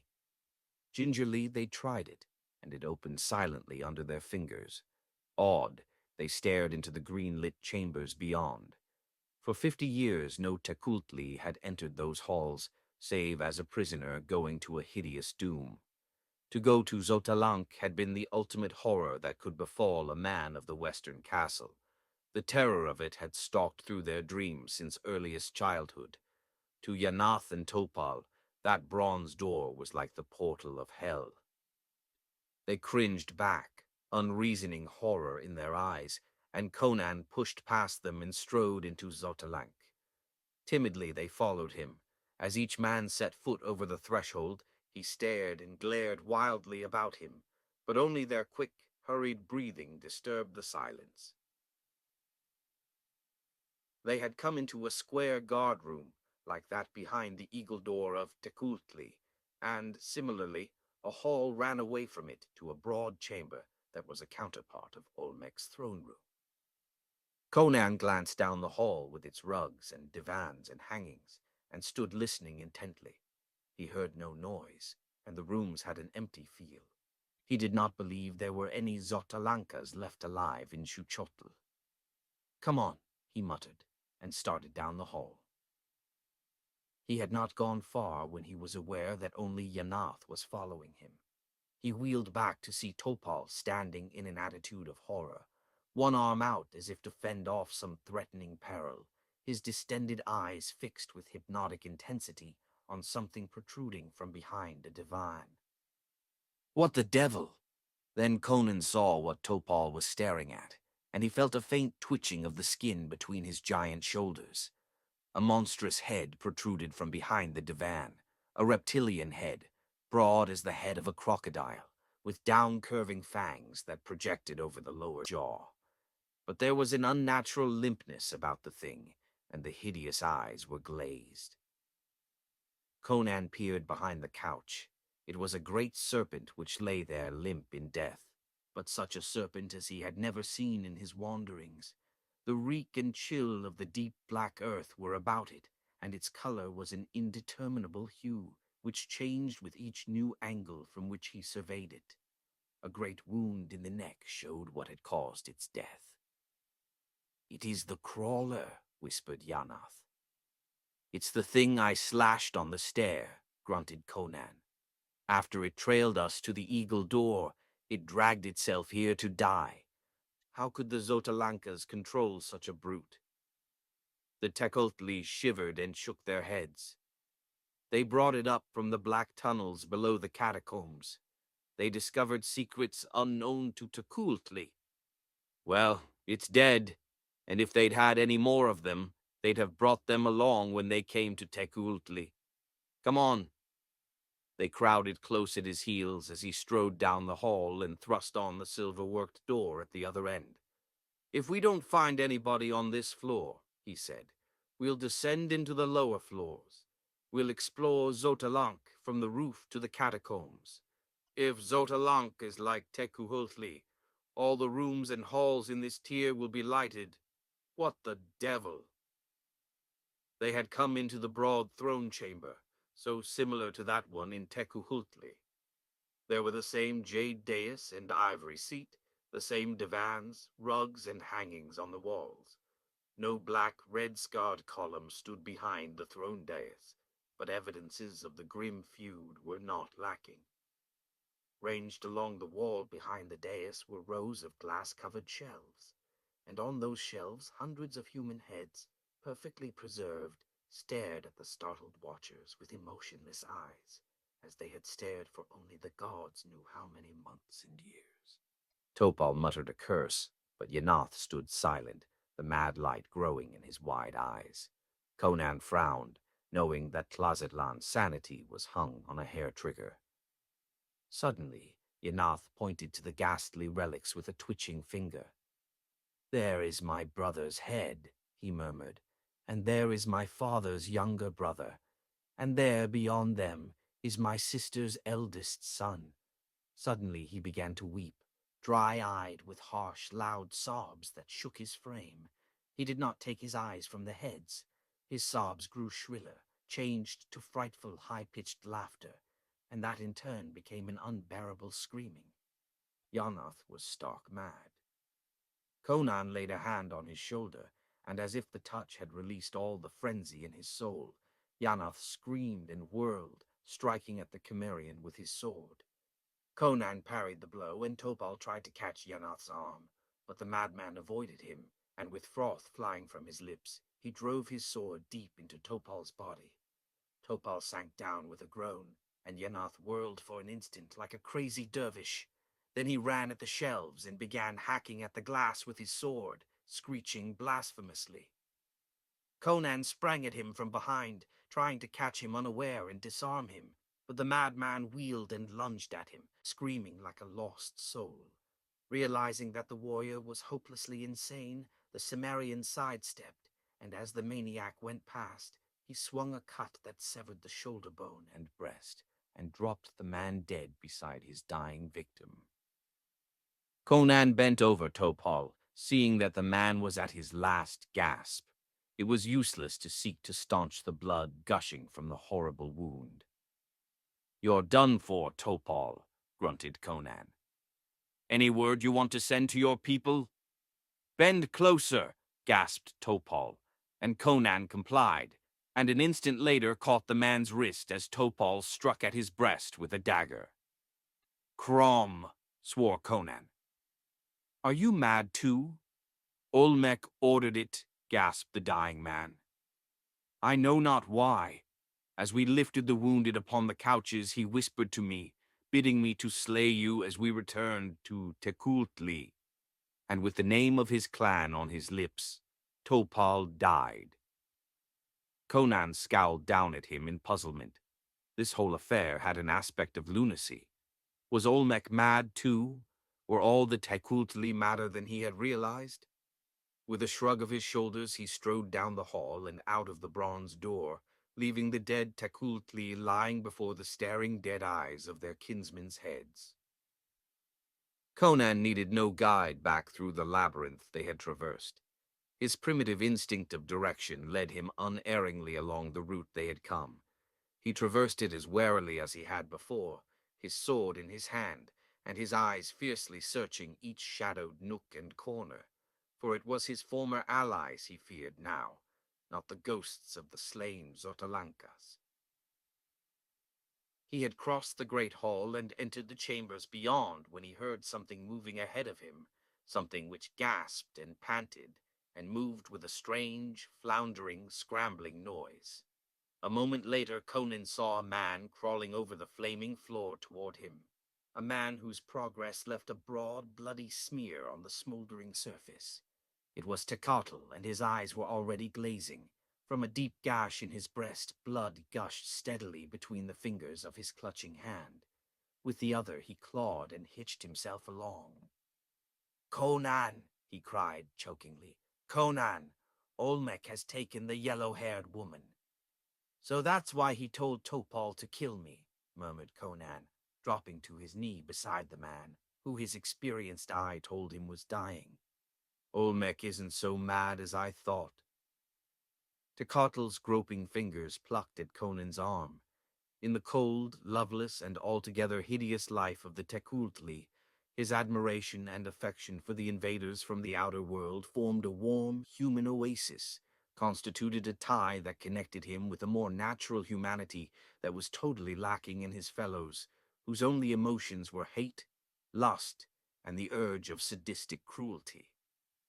"I sought to oppose him," gurgled Tecatl, blood bubbling frothily to his lips.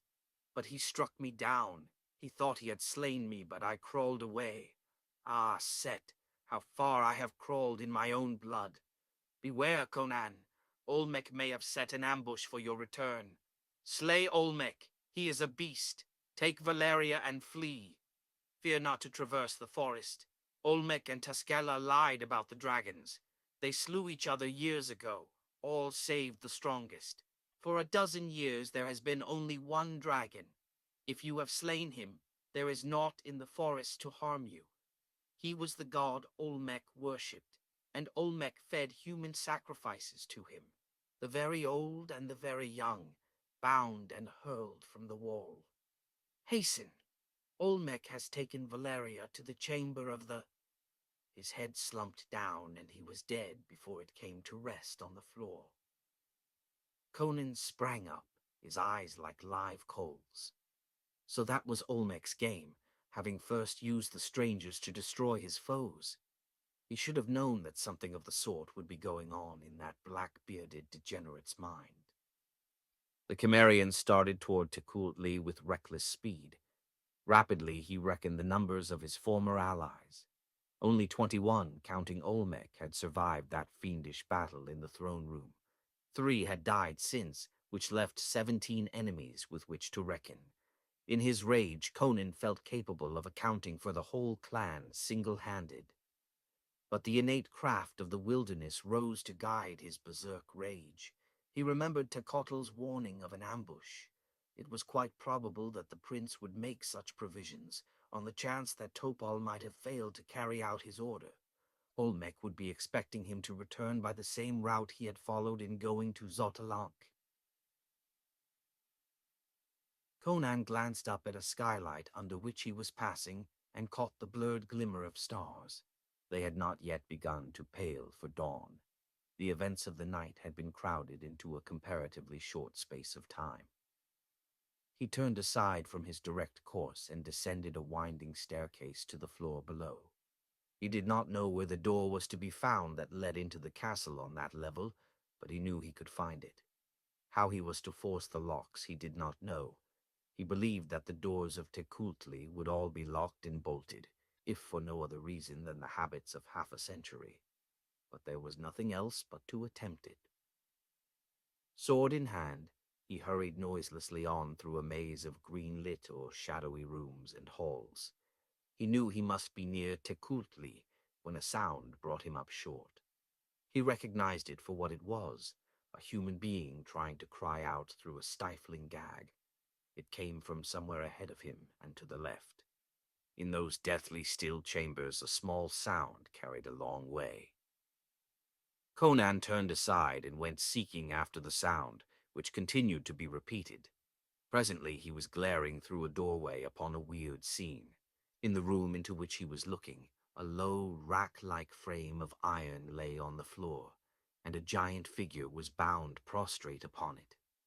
His head rested on a bed of iron spikes, which were already crimson-pointed with blood where they had pierced his scalp. A peculiar harness-like contrivance was fastened about his head, though in such a manner that the leather band did not protect his scalp from the spikes. This harness was connected by a slender chain to the mechanism that upheld a huge iron ball, which was suspended above the captive's hairy breast. As long as the man could force himself to remain motionless, the iron ball hung in its place. But when the pain of the iron points caused him to lift his head, the ball lurched downward a few inches. Presently his aching neck muscles would no longer support his head in its unnatural position, and it would fall back on the spikes again. It was obvious that eventually the ball would crush him to a pulp, slowly and inexorably.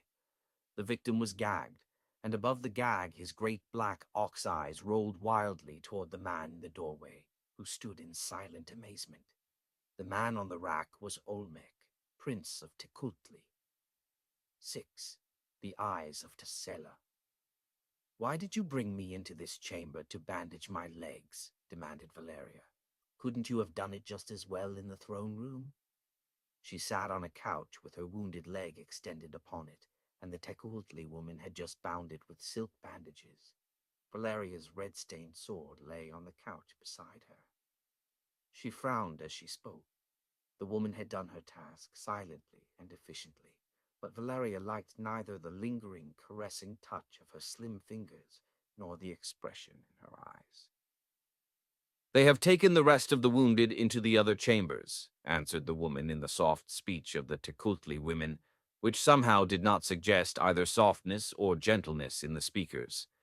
A little while before, Valeria had seen this same woman stab a Xotalanca woman through the breast and stamp the eyeballs out of a wounded Xotalanca man. "They will be carrying the corpses of the dead down into the catacombs," she added, "lest the ghosts escape into the chambers and dwell there." "Do you believe in ghosts?" asked Valeria. "I know the ghost of Tolkemec dwells in the catacombs," she answered with a shiver. "Once I saw it, as I crouched in a crypt among the bones of a dead queen. It passed by in the form of an ancient man with flowing white beard and locks, and luminous eyes that blazed in the darkness. It was Tolkemec. I saw him living when I was a child, and he was being tortured." Her voice sank to a fearful whisper. "Olmec laughs, but I know Tolkemec's ghost dwells in the catacombs. They say it is rats which gnaw the flesh from the bones of the newly dead, but ghosts eat flesh. Who knows but that—" She glanced up quickly as a shadow fell across the couch. Valeria looked up to see Olmec gazing down at her. The prince had cleansed his hands, torso, and beard of the blood that had splashed them, but he had not donned his robe, and his great dark-skinned, hairless body and limbs renewed the impression of strength bestial in its nature. His deep black eyes burned with a more elemental light, and there was the suggestion of a twitching in the fingers that tugged at his thick blue-black beard. He stared fixedly at the woman, and she rose and glided from the chamber. As she passed through the door, she cast a look over her shoulder at Valeria, a glance full of cynical derision and obscene mockery. "She has done a clumsy job," criticized the prince, coming to the divan and bending over the bandage. "Let me see." With a quickness amazing in one of his bulk, he snatched her sword and threw it across the chamber. His next move was to catch her in his giant arms. Quick and unexpected as the move was, she almost matched it, for even as he grabbed her, her dirk was in her hand, and she stabbed murderously at his throat. More by luck than skill, he caught her wrist, and then began a savage wrestling match. She fought him with fists, feet, knees, teeth, and nails, with all the strength of her magnificent body, and all the knowledge of hand-to-hand fighting she had acquired in her years of roving and fighting on sea and land. It availed her nothing against his brute strength. She lost her dirk in the first moment of contact, and thereafter found herself powerless to inflict any appreciable pain on her giant attacker. The blaze in his weird black eyes did not alter, and their expression filled her with fury, fanned by the sardonic smile that seemed carved upon his bearded lips.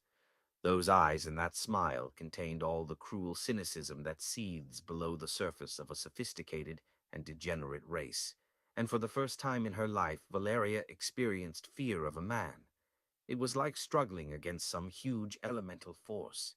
His iron arms thwarted her efforts with an ease that sent panic racing through her limbs. He seemed impervious to any pain she could inflict. Only once, when she sank her white teeth savagely into his wrist so that the blood started, did he react, and that was to buffet her brutally upon the side of the head with his open hand, so that stars flashed before her eyes and her head rolled on her shoulders. Her shirt had been torn open in the struggle, and with cynical cruelty he rasped his thick beard across her bare breasts, bringing the blood to suffuse the fair skin, and fetching a cry of pain and outraged fury from her. Her convulsive resistance was useless. She was crushed down on a couch, disarmed and panting, her eyes blazing up at him like the eyes of a trapped tigress. A moment later he was hurrying from the chamber, carrying her in his arms.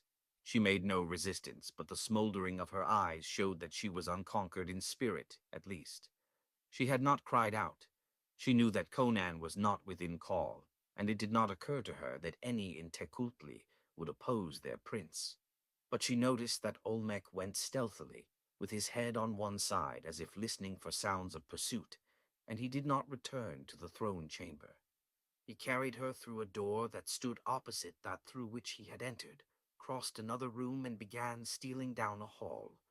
As she became convinced that he feared some opposition to the abduction, she threw back her head and screamed at the top of her lusty voice.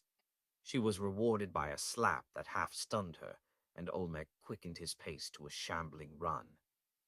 But her cry had been echoed, and twisting her head about, Valeria, through the tears and stars that partly blinded her, saw Tecuhltli limping after them. Olmec turned with a snarl, shifting the woman to an uncomfortable and certainly undignified position under one huge arm, where he held her writhing and kicking vainly, like a child. "Olmec," protested Tecuhltli, "you cannot be such a dog as to do this thing. She is Conan's woman. She helped us slay the Sotalankas, and—" Without a word, Olmec balled his free hand into a huge fist and stretched the wounded warrior senseless at his feet. Stooping, and hindered not at all by the struggles and imprecations of his captive, he drew Tecuhltli's sword from its sheath and stabbed the warrior in the breast. Then, casting aside the weapon, he fled on along the corridor. He did not see a woman's dark face peer cautiously after him from behind a hanging. It vanished, and presently Tecotl groaned and stirred, rose dazedly, and staggered drunkenly away, calling Conan's name. Olmec hurried on down the corridor and descended a winding ivory staircase. He crossed several corridors and halted at last in a broad chamber whose doors were veiled with heavy tapestries, with one exception, a heavy bronze door similar to the door of the eagle on the upper floor. He was moved to rumble, pointing to it. "That is one of the outer doors of Tecuhltli. For the first time in 50 years it is unguarded. We need not guard it now, for Xotalanc is no more." "Thanks to Conan and me, you bloody rogue," sneered Valeria, trembling with fury and the shame of physical coercion. "You treacherous dog! Conan will cut your throat for this." Olmec did not bother to voice his belief that Conan's own gullet had already been severed according to his whispered command. He was too utterly cynical to be at all interested in her thoughts or opinions. His flame-lit eyes devoured her, dwelling burningly on the generous expanses of clear white flesh, exposed where her shirt and breeches had been torn in the struggle. "Forget Conan," he said thickly. "Olmec is lord of Xuchotl. Xotalanc is no more. There will be no more fighting. We shall spend our lives in drinking and love-making. First, let us drink." He seated himself on an ivory table and pulled her down on his knees, like a dark-skinned satyr with a white nymph in his arms. Ignoring her un-nymph-like profanity, he held her helpless with one great arm about her waist, while the other reached across the table and secured a vessel of wine. "Drink," he commanded, forcing it to her lips as she writhed her head away. The liquor slopped over, stinging her lips, splashing down on her naked breasts. "Your guest does not like your wine," Olmec spoke a cool, sardonic voice. Olmec stiffened. Fear grew in his flaming eyes. Slowly he swung his great head about and stared at Tassella, who posed negligently in the curtained doorway, one hand on her smooth hip. Valeria twisted herself about in his iron grip, and when she met the burning eyes of Tassella, a chill tingled along her supple spine. New experiences were flooding Valeria's proud soul that night. Recently she had learned to fear a man. Now she knew what it was to fear a woman. Olmec sat motionless, a gray pallor growing under his swarthy skin. Taskela brought her other hand from behind her and displayed a small gold vessel. "I feared she would not like your wine, Olmec," purred the princess, "so I brought some of mine. Some I brought with me long ago from the shores of Lake Suad. Do you understand, Olmec?" Beads of sweat stood out suddenly on Olmec's brow. His muscles relaxed, and Valeria broke away and put the table between them. But though reason told her to dart from the room, some fascination she could not understand held her rigid, watching the scene. Tassela came toward the seated prince with a swaying, undulating walk that was mockery in itself. Her voice was soft, slurringly caressing, but her eyes gleamed. Her slim fingers stroked his beard lightly. "You are selfish, Olmec," she crooned, smiling. "You would keep our handsome guest to yourself, though you knew I wished to entertain her. You are much at fault, Olmec." The mask dropped for an instant. Her eyes flashed. Her face was contorted, and with an appalling show of strength her hand locked convulsively in his beard and tore out a great handful. This evidence of unnatural strength was no more terrifying than the momentary bearing of the hellish fury that raged under her bland exterior. Olmec lurched up with a roar and stood swaying like a bear, his mighty hands clenching and unclenching. "Slut!" His booming voice filled the room. "Witch! She-devil! Tecuhltli should have slain you 50 years ago! Begone! I have endured too much from you. This white-skinned wench is mine. Get hence before I slay you." The princess laughed and dashed the blood-stained strands into his face. Her laughter was less merciful than the ring of flint on steel. "Once you spoke otherwise, Olmec," she taunted. Once in your youth you spoke words of love. You were my lover once, years ago, and because you loved me, you slept in my arms beneath the enchanted lotus, and thereby put into my hands the chains that enslaved you. You know you cannot withstand me. You know I have but to gaze into your eyes with the mystic power a priest of Stygia taught me long ago, and you are powerless. You remember the night beneath the black lotus that waved above us, stirred by no worldly breeze. You scent again the unearthly perfumes that stole and rose like a cloud about you to enslave you. You cannot fight against me. You are my slave as you were that night, as you shall be so long as you shall live, Olmec of Suchotl. Her voice had sunk to a murmur like the rippling of a stream, running through starlit darkness. She leaned close to the prince and spread her long, tapering fingers upon his giant breast. His eyes glazed, his great hands fell limply to his sides. With a smile of cruel malice, Tarsila lifted the vessel and placed it to his lips.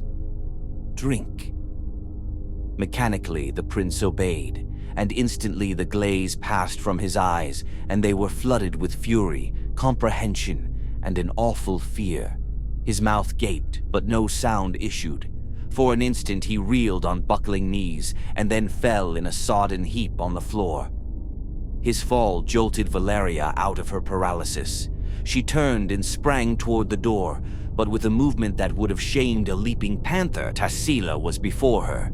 Valeria struck at her with her clenched fist, and all the power of her supple body behind the blow. It would have stretched a man senseless on the floor. But with a lithe twist of her torso, Taskela avoided the blow and caught the pirate's wrist.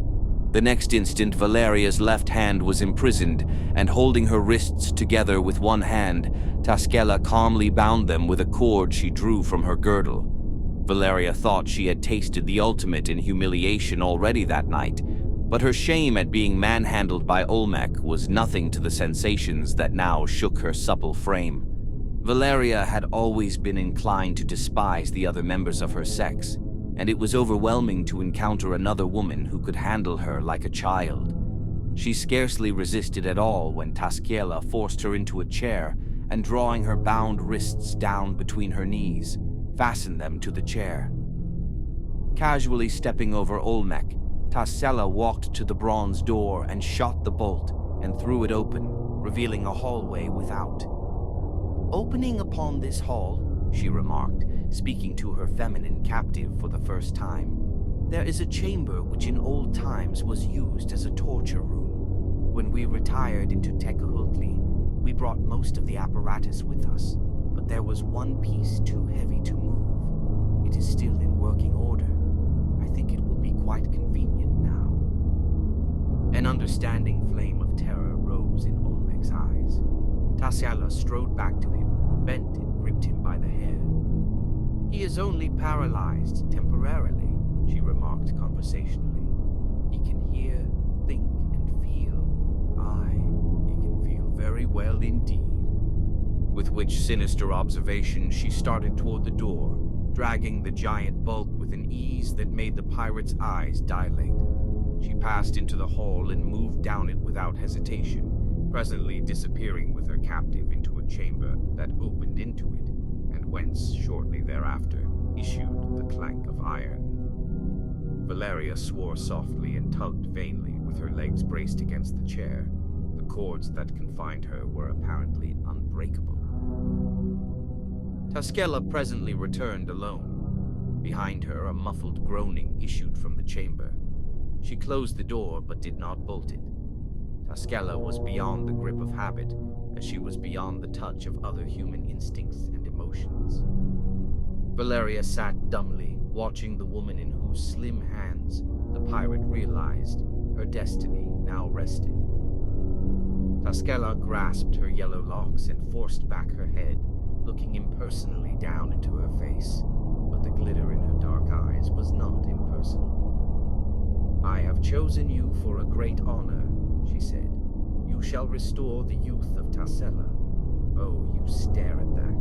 My appearance is that of youth, but through my veins creeps the sluggish chill of approaching age, as I have felt it 1,000 times before. I am old, so old I do not remember my childhood, but I was a girl once, and a priest of Stygia loved me and gave me the secret of immortality and youth everlasting. He died then, some said by poison, but I dwelt in my palace by the shores of Lake Zuad, and the passing years touched me not. So at last a king of Stygia desired me, and my people rebelled and brought me to this land. Olmec called me a princess. I am not of royal blood. I am greater than a princess. I am Tassela, whose youth your own glorious youth shall restore. Valeria's tongue clove to the roof of her mouth. She sensed here a mystery darker than the degeneracy she had anticipated. The taller woman unbound the Aquilonian's wrists and pulled her to her feet.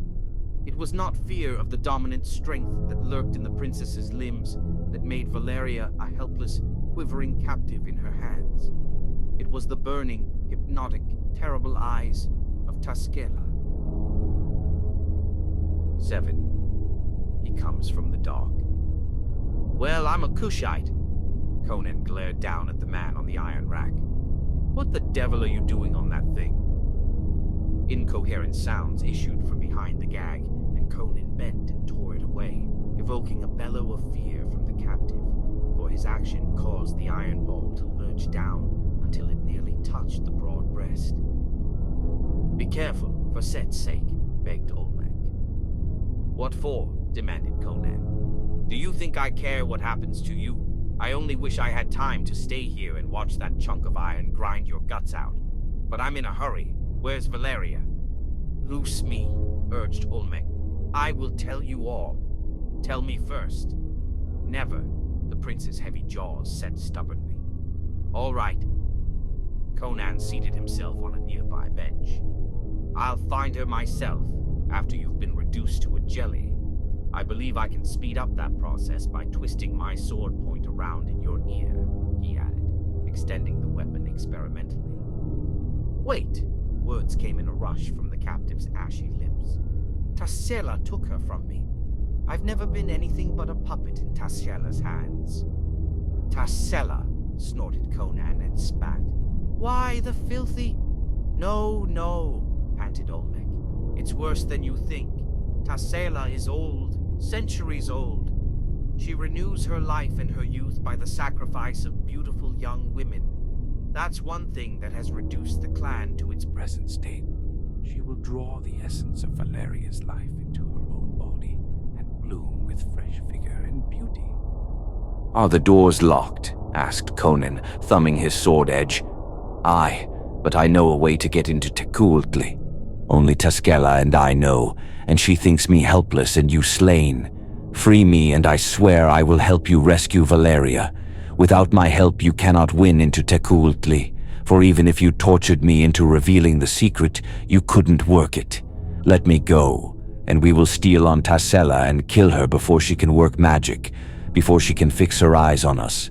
A knife thrown from behind will do the work.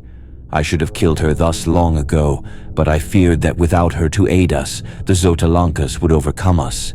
She needed my help too. That's the only reason she let me live this long. Now neither needs the other, and one must die. I swear that when we have slain the witch, you and Valeria shall go free without harm. My people will obey me when Taskela is dead. Conan stooped and cut the ropes that held the prince, and Olmec slid cautiously from under the great ball and rose, shaking his head like a bull and muttering imprecations as he fingered his lacerated scalp. Standing shoulder to shoulder, the two men presented a formidable picture of primitive power. Olmec was as tall as Conan, and heavier, but there was something repellent about the Tlazitlan, something abysmal and monstrous that contrasted unfavorably with the clean-cut, compact hardness of the Cimmerian. Conan had discarded the remnants of his tattered, blood-soaked shirt and stood with his remarkable muscular development impressively revealed. His great shoulders were as broad as those of Olmec and more cleanly outlined, and his huge breast arched with a more impressive sweep to a hard waist that lacked the paunchy thickness of Olmec's midsection. He might have been an image of primal strength cut out of bronze. Olmec was darker, but not from the burning of the sun. If Conan was a figure out of the dawn of time, Olmec was a shambling, somber shape from the darkness of time's pre-dawn. "Lead on," demanded Conan, "and keep ahead of me. I don't trust you any farther than I can throw a bull by the tail." Olmec turned and stalked on ahead of him, one hand twitching slightly as it plucked at his matted beard.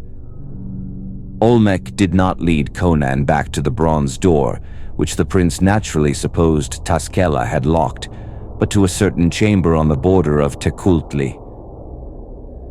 "This secret has been guarded for half a century," he said. "Not even our own clan knew of it, and the Xotalankas never learned. Tekultli himself built this secret entrance, afterwards slaying the slaves who did the work, for he feared that he might find himself locked out of his own kingdom someday because of the spite of Tassela, whose passion for him soon changed to hate. But she discovered the secret and barred the hidden door against him one day as he fled back from an unsuccessful raid, and the Xotalankas took him and flayed him. But once, spying upon her, I saw her enter Tekultli by this route, and so learned the secret." He pressed upon a gold ornament in the wall, and a panel swung inward, disclosing an ivory stair leading upward. "This stair is built within the wall," said Olmec. "It leads up to a tower upon the roof, and thence other stairs wind down to the various chambers. Hasten." "After you, comrade," retorted Conan satirically, swaying his broadsword as he spoke, and Olmec shrugged his shoulders and stepped onto the staircase. Conan instantly followed him, and the door shut behind them. Far above, a cluster of fire jewels made the staircase a well of dusky dragon light. They mounted until Conan estimated that they were above the level of the 4th floor, and then came out into a cylindrical tower, in the domed roof of which was set the bunch of fire jewels that lighted the stair. Through gold-barred windows set with unbreakable crystal panes, the first windows he had seen in Xuchotl, Conan got a glimpse of high ridges, domes, and more towers looming darkly against the stars. He was looking across the roofs of Xuchotl. Olmec did not look through the windows. He hurried down one of the several stairs that wound down from the tower, and when they had descended a few feet, this stair changed into a narrow corridor that wound tortuously on for some distance. It ceased at a steep flight of steps leading downward. There, Olmec paused. Up from below, muffled but unmistakable, welled a woman's scream, edged with fright, fury, and shame, and Conan recognized Valeria's voice. In the swift rage roused by that cry, and the amazement of wondering what peril could wring such a shriek from Valeria's reckless lips, Conan forgot Olmec. He pushed past the prince and started down the stair. Awakening instinct brought him about again, just as Olmec struck with his great mallet-like fist. The blow, fierce and silent, was aimed at the base of Conan's brain, but the Cimmerian wheeled in time to receive the buffet on the side of his neck instead. The impact would have snapped the vertebrae of a lesser man. As it was, Conan swayed backward, but even as he reeled, he dropped his sword, useless at such close quarters, and grasped Olmec's extended arm, dragging the prince with him as he fell. Headlong they went down the steps together in a revolving whirl of limbs and heads and bodies, and as they went, Conan's iron fingers found and locked in Olmec's bull throat. The barbarian's neck and shoulder felt numb from the sledge-like impact of Olmec's huge fist, which had carried all the strength of the massive forearm, thick triceps, and great shoulder. But this did not affect his ferocity to any appreciable extent. Like a bulldog, he hung on grimly, shaken and battered and beaten against the steps as they rolled, until at last they struck an ivory panel door at the bottom, with such an impact that they splintered it down its full length and crashed through its ruins. But Olmec was already dead, for those iron fingers had crushed out his life and broken his neck as they fell. Conan rose, shaking the splinters from his great shoulder, blinking blood and dust out of his eyes. He was in the great throne room. There were 15 people in that room besides himself. The first person he saw was Valeria.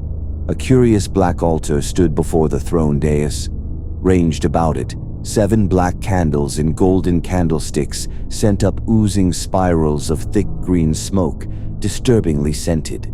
These spirals united in a cloud near the ceiling, forming a smoky arch above the altar.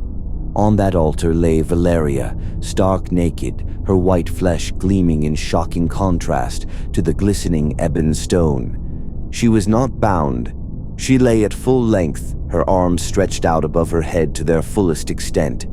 At the head of the altar knelt a young man, holding her wrists firmly.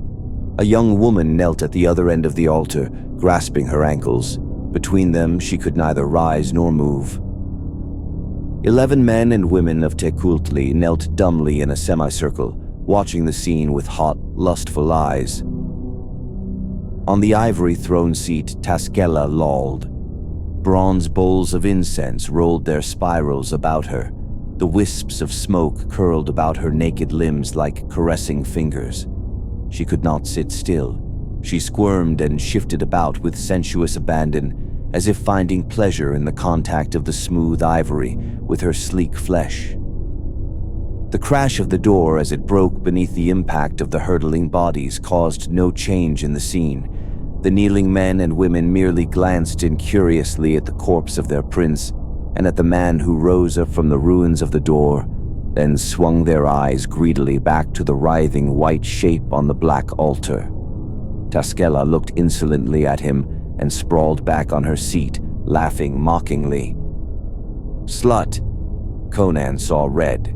His hands clenched into iron hammers as he started for her. With his first step, something clanged loudly, and steel bit savagely into his leg.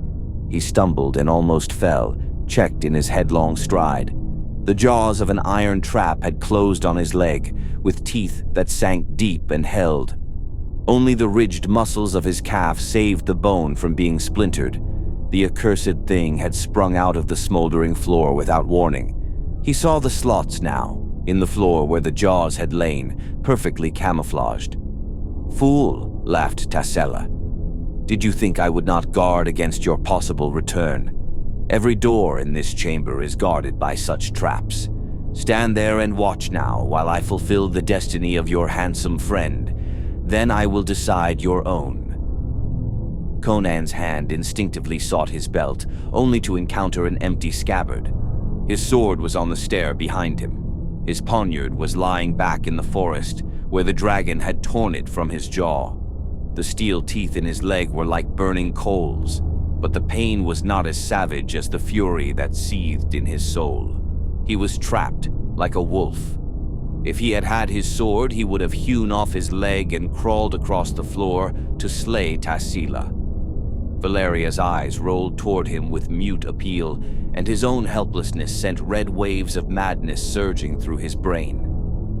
Dropping on the knee of his free leg, he strove to get his fingers between the jaws of the trap, to tear them apart by sheer strength.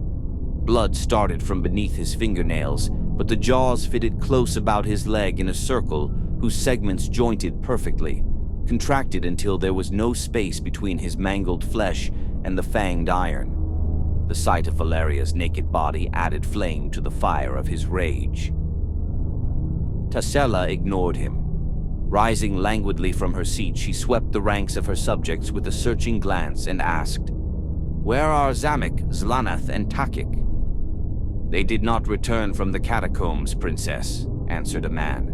"Like the rest of us, they bore the bodies of the slain into the crypts, but they have not returned. Perhaps the ghost of Tolkamek took them." "Be silent, fool," she ordered harshly. "The ghost is a myth." She came down from her dais, playing with a thin, gold-hilted dagger. Her eyes burned like nothing on the hither side of hell. She paused beside the altar and spoke in the tense stillness. "Your life shall make me young, white woman," she said. "I shall lean upon your bosom and place my lips over yours. And slowly, slowly, Sink this blade through your heart, so that your life, fleeing your stiffening body, shall enter mine, making me bloom again with youth and with life everlasting." Slowly, like a serpent arching toward its victim, she bent down through the writhing smoke, closer and closer over the now motionless woman who stared up into her glowing dark eyes. Eyes that grew larger and deeper, blazing like black moons in the swirling smoke. The kneeling people gripped their hands and held their breath, tense for the bloody climax, and the only sound was Conan's fierce panting as he strove to tear his leg from the trap. All eyes were glued on the altar and the white figure there. The crash of a thunderbolt could hardly have broken the spell, yet it was only a low cry that shattered the fixity of the scene and brought all whirling about. A low cry, yet one to make the hair stand up stiffly on the scalp. They looked, and they saw. Framed in the door to the left of the dais stood a nightmare figure. It was a man, with a tangle of white hair and a matted white beard that fell over his breast. Rags only partly covered his gaunt frame, revealing half-naked limbs, strangely unnatural in appearance. The skin was not like that of a normal human. There was a suggestion of scaliness about it, as if the owner had dwelt long under conditions almost antithetical to those conditions under which human life ordinarily thrives. And there was nothing at all human about the eyes that blazed from the tangle of white hair. They were great gleaming discs that stared unwinkingly, luminous, whitish, and without a hint of normal emotion or sanity. The mouth gaped, but no coherent words issued, only a high-pitched tittering.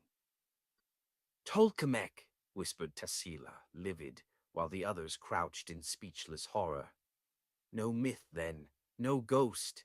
Set, you have dwelt for 12 years in darkness, 12 years among the bones of the dead. What grisly food did you find? What mad travesty of life did you live in the stark blackness of that eternal night? I see now why Zamek and Zlanath and Tachik did not return from the catacombs, and never will return.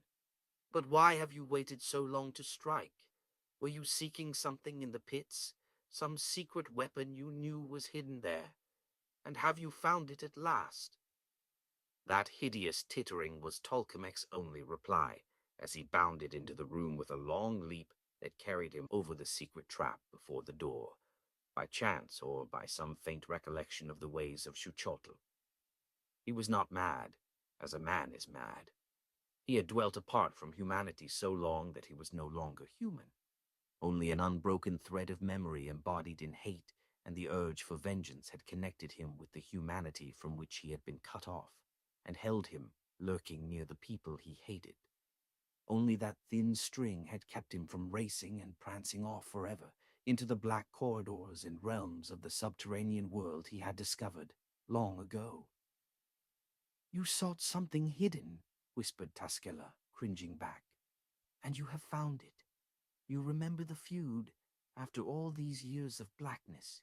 You remember—" For in the lean hand of Tolkemec now waved a curious jade-hued wand, on the end of which glowed a knob of crimson shaped like a pomegranate. She sprang aside as he thrust it out like a spear, and a beam of crimson fire lanced from the pomegranate. It missed Tassela, but the woman holding Valeria's ankles was in the way. It smote between her shoulders. There was a sharp crackling sound, and the ray of fire flashed from her bosom and struck the black altar with a snapping of blue sparks. The woman toppled sidewise, shriveling and withering like a mummy even as she fell. Valeria rolled from the altar on the other side and started for the opposite wall on all fours, for hell had burst loose in the throne room of dead Olmec. The man who had held Valeria's hands was the next to die. He turned to run, but before he had taken half a dozen steps, Tolkemec, with an agility appalling in such a frame, bounded around to a position that placed the man between him and the altar. Again the red fire beam flashed, and the Tekultli rolled lifeless to the floor as the beam completed its course with a burst of blue sparks against the altar. Then began slaughter. Screaming insanely, the people rushed about the chamber, caromming from one another, stumbling and falling, and among them Tolkemec capered and pranced, dealing death. They could not escape by the doors, for apparently the metal of the portals served like the metal-veined stone altar to complete the circuit, for whatever hellish power flashed like thunderbolts from the witch wand the ancient waved in his hand. When he caught a man or a woman between him and a door or the altar, that one died instantly. He chose no special victim. He took them as they came, with his rags flapping about his wildly gyrating limbs, and the gusty echoes of his tittering sweeping the room above the screams. And bodies fell like falling leaves about the altar and at the doors. One warrior in desperation rushed at him, lifting a dagger, only to fall before he could strike. But the rest were like crazed cattle, with no thought for resistance and no chance of escape. The last Tecuhltli, except Tassela, had fallen when the princess reached the Cimmerian and the girl who had taken refuge beside him. Taskela bent and touched the floor, pressing a design upon it. Instantly, the iron jaws released the bleeding limb and sank back into the floor. "Slay him if you can," she panted, and pressed a heavy knife into his hand. "I have no magic to withstand him." With a grunt, he sprang before the women, not heeding his lacerated leg in the heat of the fighting lust. Tolkemec was coming toward him, his weird eyes ablaze, but he hesitated at the gleam of the knife in Conan's hand. Then began a grim game, as Tolkemec sought to circle about Conan and get the barbarian between him and the altar, or a metal door, while Conan sought to avoid this and drive home his knife.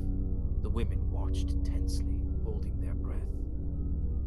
There was no sound except the rustle and scrape of quick-shifting feet. Tolkemec pranced and capered no more.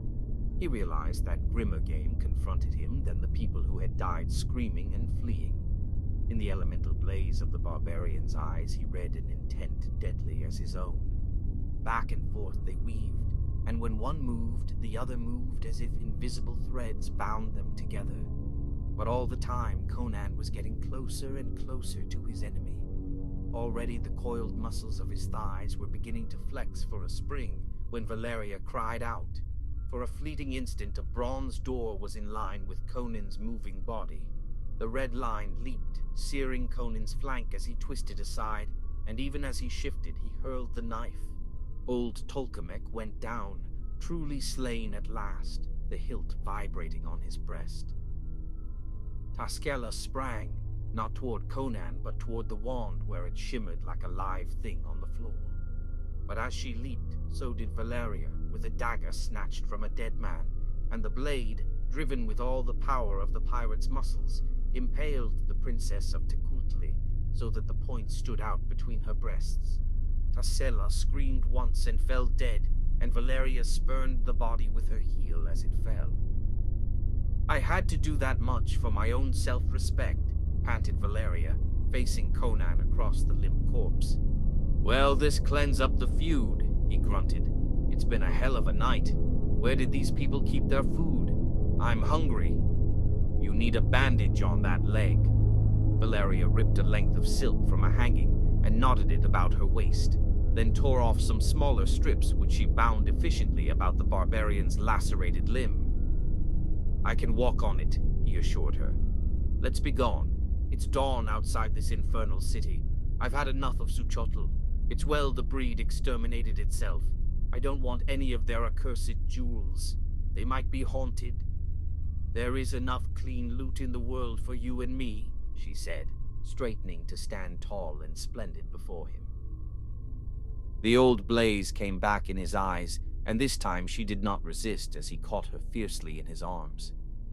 "It's a long way to the coast," she said presently, withdrawing her lips from his. "What matter?" he laughed. "There's nothing we can't conquer. We'll have our feet on a ship's deck before the Stygians open their ports for the trading season, and then we'll show the world what plundering means. The end.